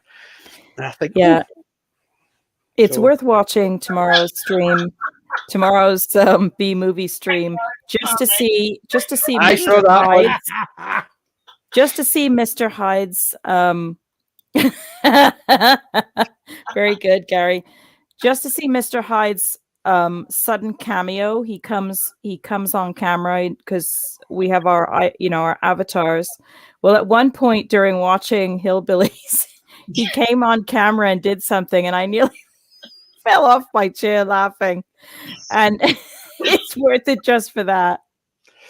But so why did it appear in my stream yesterday? Was that just a trailer for it? Might have been a trailer. Probably, yeah. Because it appeared in my stream yesterday, and I was surprised it appeared on my stream. Yeah, I don't know. Mr. Hyde puts the links up, but yeah, it's the jury's out on whether it's so bad it's good or it's so bad it's bad. Out of the Sky one day ago Terror Out of the Sky 1 day ago. No, that's just a straight film that he's uploaded. Is it? Is that what it is? Yeah, That's it's not one of the shows that we like pre-record and right. discuss Okay, while we're it's the same watching it, idea. yeah. It's the same idea as I do for Mines. Like I've been doing Captain Zero, but I did. Yeah. Aye. So Exactly, it's okay. yeah. Just because I was surprised it popped up. That's Yeah. Yeah, that's just like a regular upload that you Right, can just okay. watch. But I was wondering why it popped up my stream. And I'm sitting there thinking, I can't remember anybody mentioned. And obviously it popped up. But anyway, Wen, thank you very much for joining us. yeah, thank you very much for having me. Good night. And thanks to our fantastic chat tonight as well. Absolutely. Chat's the best. Fantastic. Really, really fun. Some great laughs tonight. So thanks very much, everybody. No problem. Thank Take you. care. Good Ta-ra. night. I went. And then there was Have three. a great Dun, chat. dun, dun. But I know I do rant and rave a couple of times about certain things, but can't help myself. I need to rant, I need to rave, because I'm a raving ranter. We need to change the stream to PJ rants. Yeah. The thing is, certain things annoy me about things, and I'm very forgiving, but I'm also very unforgiving. And if you're on your second season and it improves, that's fine because you were given a chance. And yes, but if you're on your third season and it's starting to improve, that means you've been given 2 chances. Yeah, and that's what I'm saying. So yes, I think there's also the fact that I think we're coming out, or we're starting to come out. Because I think a lot of, I mean, you look at the problems that Disney and Marvel are in financially now.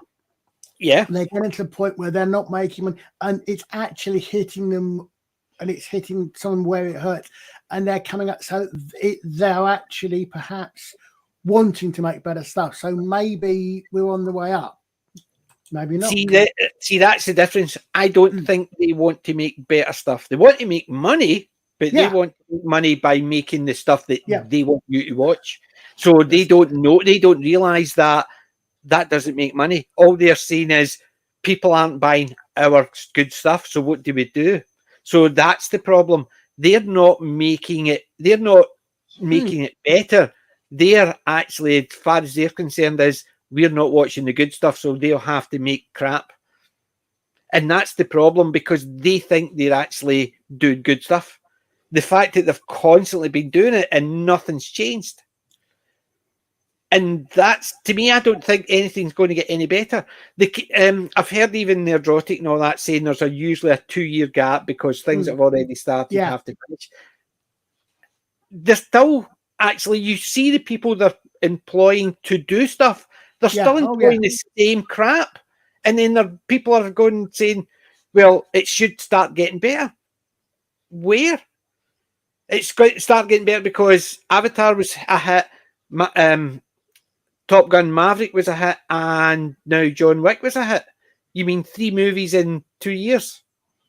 How's that an improvement? Because you could have looked any year prior to 2015 and you could have had 3 good movies in a year, every year. It doesn't mean that it's getting better. It just means that somebody's wanting to make money, so they've decided to go a particular route.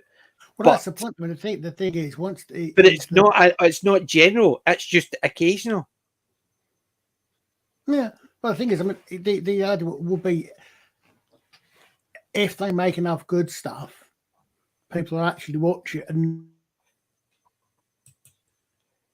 make the message feel crap. In fact, no, I'll rephrase that. They can make stuff putting out their ideas and their messages without making it over the top crap. The problem is they're not capable of doing that without making it over the top crap. Because they don't want to make it subtle. They want you to know what you're learning, and that's the problem. Yeah, they're idiots. Exactly. When you get an idiot with a brain of a 3-year-old trying to actually write a story, you're getting an idiot story written by a 3-year-old. You're not getting a comprehensive story that has got a couple of subtle messages in it to make you think. Yeah, the point is that you look at it is that my understanding is, I mean, I agree. I mean, the thing is, you're right. It's who to keep and who to get rid of, because Picard, the example, this season, the last season, was a different showrunner who's no longer there, who I believe has gone to work with Disney or someone else anyway. So whatever happens, he's done it. He's done it. He's made what, by all accounts, is a really good series, and then he's gone on to someone else. Yeah, So, which means season 4, when it comes back, because people have started watching season 3, it's going to be crap again. Yeah, yeah. All they did was, as they're saying, is the reason it's good is because the one behind it has got fed up with it because it was boring. Now I'm going to go and do something else. So you let somebody else do it without even looking. That person who liked the franchise decided to try and bring it back, but he still stuck with some of the crap it was before. Yeah. And then, fine well, that person's going to go, oh, it's popular now. I want it back. Okay, here we go. Crap again. And that's the thing. They don't learn. They might accidentally say, oh, well, I'm bored with that now. Here, anybody want to play with this toy? Oh, look, it does this. Oh, I want it back then. It's like a kid. It's like a kid. What it needs is, it needs someone at the very top who's actually, whatever their politics, which is what it all seems to be behind it, is actually understand about making money and doing things popular, and understand the word entertainment and the word escapism. Yeah. And Julie, Yes. Red Dwarf, up till season 8, it is really good. Well, season 5, it is great. Up to season 5, it's really good. Season 6 and 7 goes down a wee bit hill. Season 8, back to earth. Ooh. I saw some part of series 1, but there's so much. I mean, there's just so many other things to watch. Yeah. If you can only watch a bit, watch the first 2 or 3 seasons. First season is laying the groundwork for a lot of good stuff. Okay, good to know. But definitely, first 2 or 3 seasons are definitely superb. I mean, I've tried to watch a bunch of other shows that people have recommended, and I just haven't had time. Yeah, I do appreciate that. The problem is, even though I've got time, sometimes I catch something on my list and I think, that's actually, so I'll rewatch that. Yeah. Colin would be proud of me. I was watching a documentary about Margaret Beaufort last night instead of watching more episodes of Doctor Who or Red Dwarf or Blake 7 or God knows what. There you go. Yeah. So I spent an hour and a half watching Margaret Beaufort, most of which I already knew. It could be worse. You could have sat down and tried to watch The White Queen. Good point. I did watch The White Queen. I saw the BBC did a documentary with Philippa Gregory as the presenter. But that I only saw episode 1 because that was available on YouTube for free. And don't feel like paying for BBC Select because there seems to be a lot of garbage there. Yeah. I watched Asterix. So I did only one episode because it's the only one I've got in English. The rest of it was in French with subtitles. Asterix and the 12 Tasks. Yeah, I've got a number of them. Are they on YouTube or did you have to buy them? Where the hell is Asterix? Asterix, they're there. Asterix. He's in gold. I've got and Cleopatra, Mansions of the Gods, Mission Cleopatra, Obelix and Caesar and the Vikings. They're all in French. Oh my God! In Britain from 1986. See, I've not got any of the classic cartoon. From the. Those. I've only got certain, and most of them are live action, or there's one CGI which is in English, and there's a couple of them are animated, but. YouTube animated the 12 Tasks of Asterix in English. I'll need to dig that out. And then there's Asterix and Cleopatra. I don't know the descriptions in English. I don't know if the movie's in English. The thing is, it's just trying to get it because, as I said, I've got the Asterix one I've got one of them in English. The rest of them are all in French. I've never seen any of the movies. I've only read the books, and I've read them in French. So I've never actually read them. Well, I've seen the movie with Depardieu, and that was I've not when seen it that was one. in I've seen English. a- I've I seen saw one that. with I only saw it once. I've not seen it again, and the versions I've got are in French now. So it's just one of those things. It's just trying to get a copy that has got a good dub. Or I would like to get hold of a copy of DVD, but that's even hard as hell to get. You know, Peter Harrington just talks about collecting physical media right there. You just posted it. When I was when I was at the charity shop last week buying the movies that I showed you all today, the nice young man behind the counter made a comment about, wow, you really like physical media. And I didn't want to get into a political discussion with him about how I want to make sure that movies I buy aren't taken from me or edited without my permission. Yeah. So what I just said to him was, I was telling Grandma Miranda this the other day, what my reason is that there are so many streaming channels, I can't afford to subscribe to all the streaming channels. I would rather just own my favorite movies rather than hoping they're on the channels I do subscribe to. Yeah. Anybody asks me, I just turn around and says it's basically because I like all my classic stuff and I don't want to watch any of this. I don't want to sign up to anybody to watch it.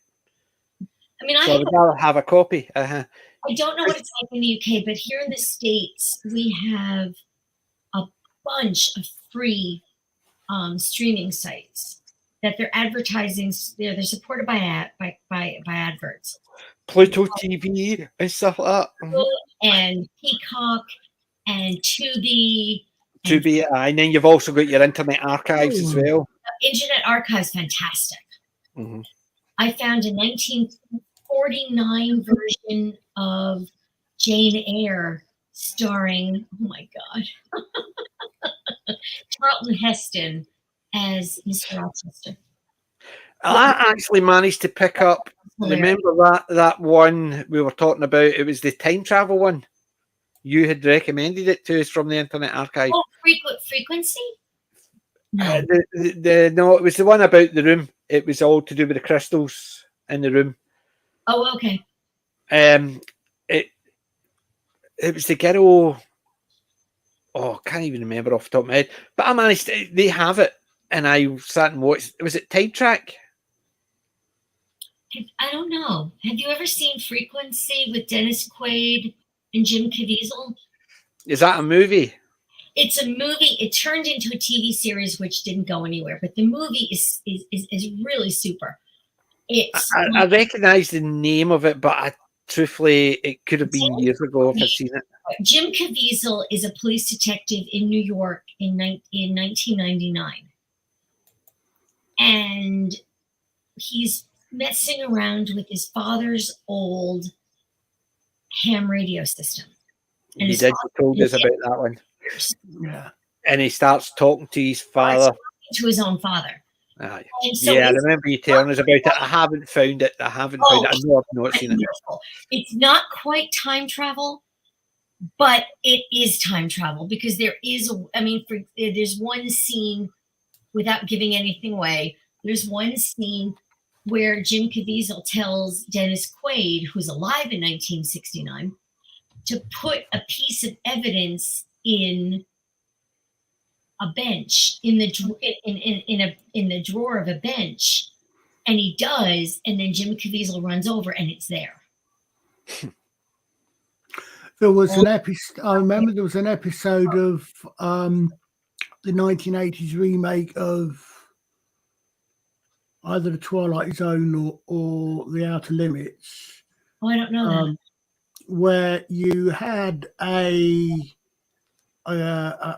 bloke in the then present day in the 80s, a young lad, had a fever, and he ends up telepathically communicating with the young lass back in the colonial era, who's been accused of being a witch, and he gives her information that enables her to make the guy accusing her back off. Don't recognise that one.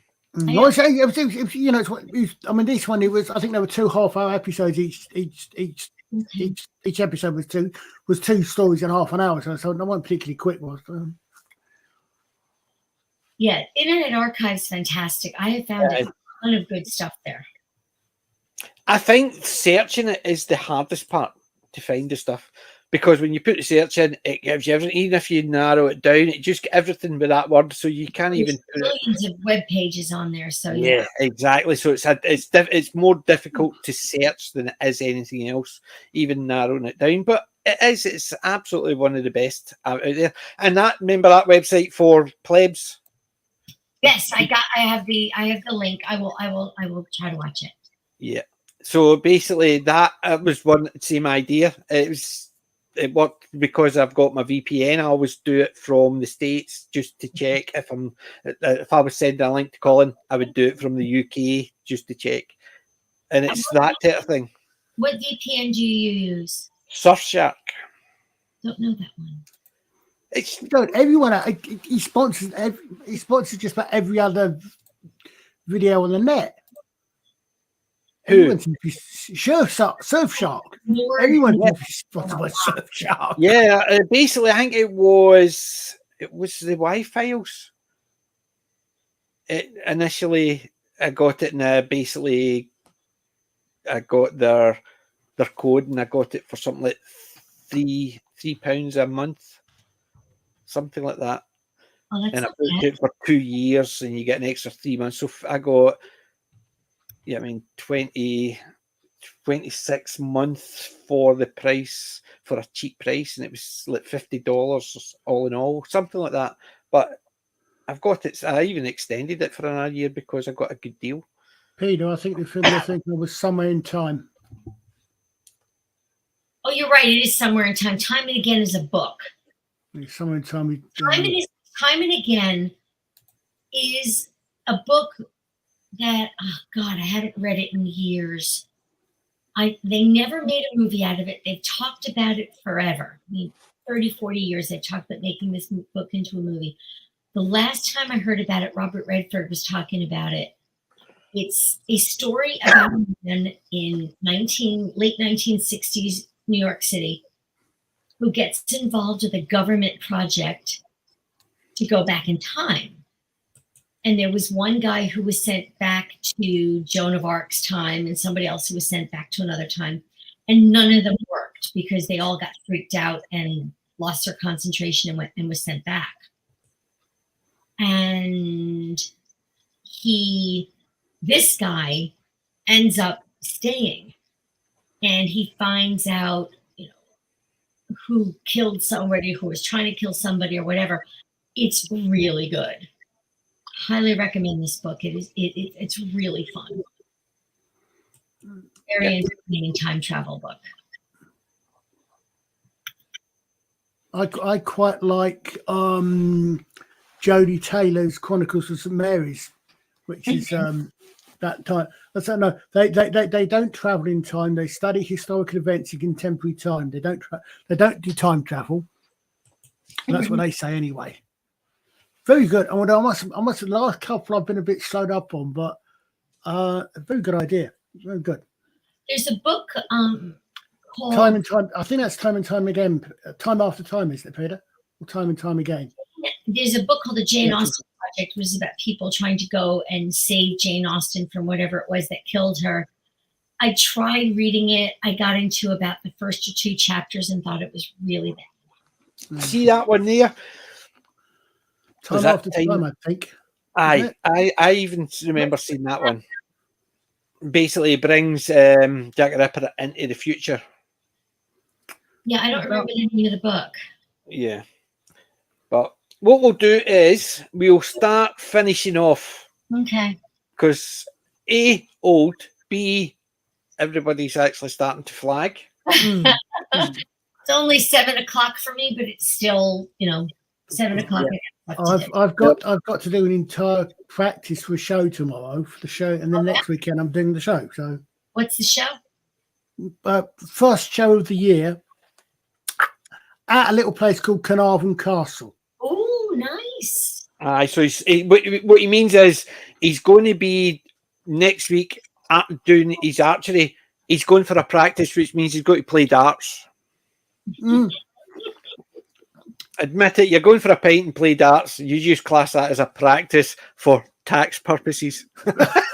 Unfortunately, now we literally, it's our last practice. Normally, our first show of the season is a place in South Wales, which is so relaxed that we treat it as our final practice before the public, even though the public are interested. But this time around, we've got our first show of the year, I say, is at Carnarvon Castle. Very nice. 4.5 hours plus travel. 69, long time ago. Yeah, 4.5 hour travel, I think, when I looked it up. But is that from London? Yeah, it's in North. It's almost as far west as you can go and still be on the mainland of Great Britain. Got it. It's again northwest. When I was 10. Yeah, well, yeah, no, fair enough. I mean, it's northwest Wales. Like I said, I mean, it's only about 3 roads for me, but I think when I looked it up on the map, it's about 4.5 hours travel. Yeah, the last time I was driving down to Wales, we were going to North Wales, and it was a 5-hour trip for us. Yeah. So it's about 4.5, I think, for me. In 1974, I was staying with my aunt and uncle in Leeds. My uncle picked me up. I don't remember what airport's closest to Leeds. But Leeds Bradford, probably. Pardon? Leeds Bradford, probably. No, I don't think that was it. It's hard to get there from New York. Oh, right. And then he picked me up and we drove to Leeds. And then I was picked up by friends who lived in Aberystwyth, and they drove us up to Blair Gowrie. And then we went back to Aberystwyth. And then my uncle picked me up in the middle, in between Aberystwyth and Leeds, and I left from wherever it was near Leeds. See, I know it sounds silly, but it's quicker to drive nowadays, because my sisters used to stay up north, and you used to drive from Glasgow before the A9 was upgraded to the M9, and then they didn't have the bridges at the Black Isle, so you had to drive around. It used to take us 10 hours to drive up there. Now, if I'm driving up there, it can take me 3 hours. Wow. Because they put 2 bridges in and they've upgraded the road to an A road. So dual carriageways all the way up and such like. And you think about it, before we were driving up and it was an A road, but it was just single lane, both sides. You get caught behind a tractor, stuff like that. And then it used to take us 10 hours to drive up. We had to stop in Aviemore for a break. How many miles is this? How many miles is this? It's actually just under 300 miles, but actually tell lies, it's about 210 miles. Oh my God. From Glasgow. So 3 hour drive roughly on the motorway, because but they've got 2 bridges, one onto the Black Isle and one off the Black Isle, and whereas you had to go round the Cromarty the Firth, so you did, because there was no road, and it was an A road, but it was all just a single track, so single traffic either side. Now it's all motorway all the way up. So we used to do a 10-hour trip, and we had to stop off at Aviemore halfway there just to get something to eat and a break, as it were. Yeah. It was a big comma van, see like the big UPS vans you see with the slidey door. My dad used to drive that, so there was one seat, and in the back of it there was a settee. There was chairs for everybody to sit down, so there would be they would all be sitting with a table in between them, all playing cards and reading books or reading the newspaper. But there would be 10 or 15 of us in it. My dad would be driving. My mum would be there. My granda, my granny, my uncles, my nephews, my cousins. Gee, they would be literally, when they'd open the door and we would all pile out. And my sister would go, "Where are they going to stay?" Tent. and stuff like that. So we camp out their back. So it was my three sisters, two of my sisters used to stay up there. So basically everybody gets split up between the two houses, and we would camp out in the back or stay or sleep in the van. It's amazing how long driving can take. I'm visiting some friends this summer up in North Carolina, and airplane, it takes about an hour and a half. By car, it takes about 10 and a half, and it's slightly less than 700 miles. Yeah. Well, see, if I'm like, I was driving, I flew down to Southampton, right? Like, fair enough, I had to wait, get there early and stuff like that, but the flight took 1 hour.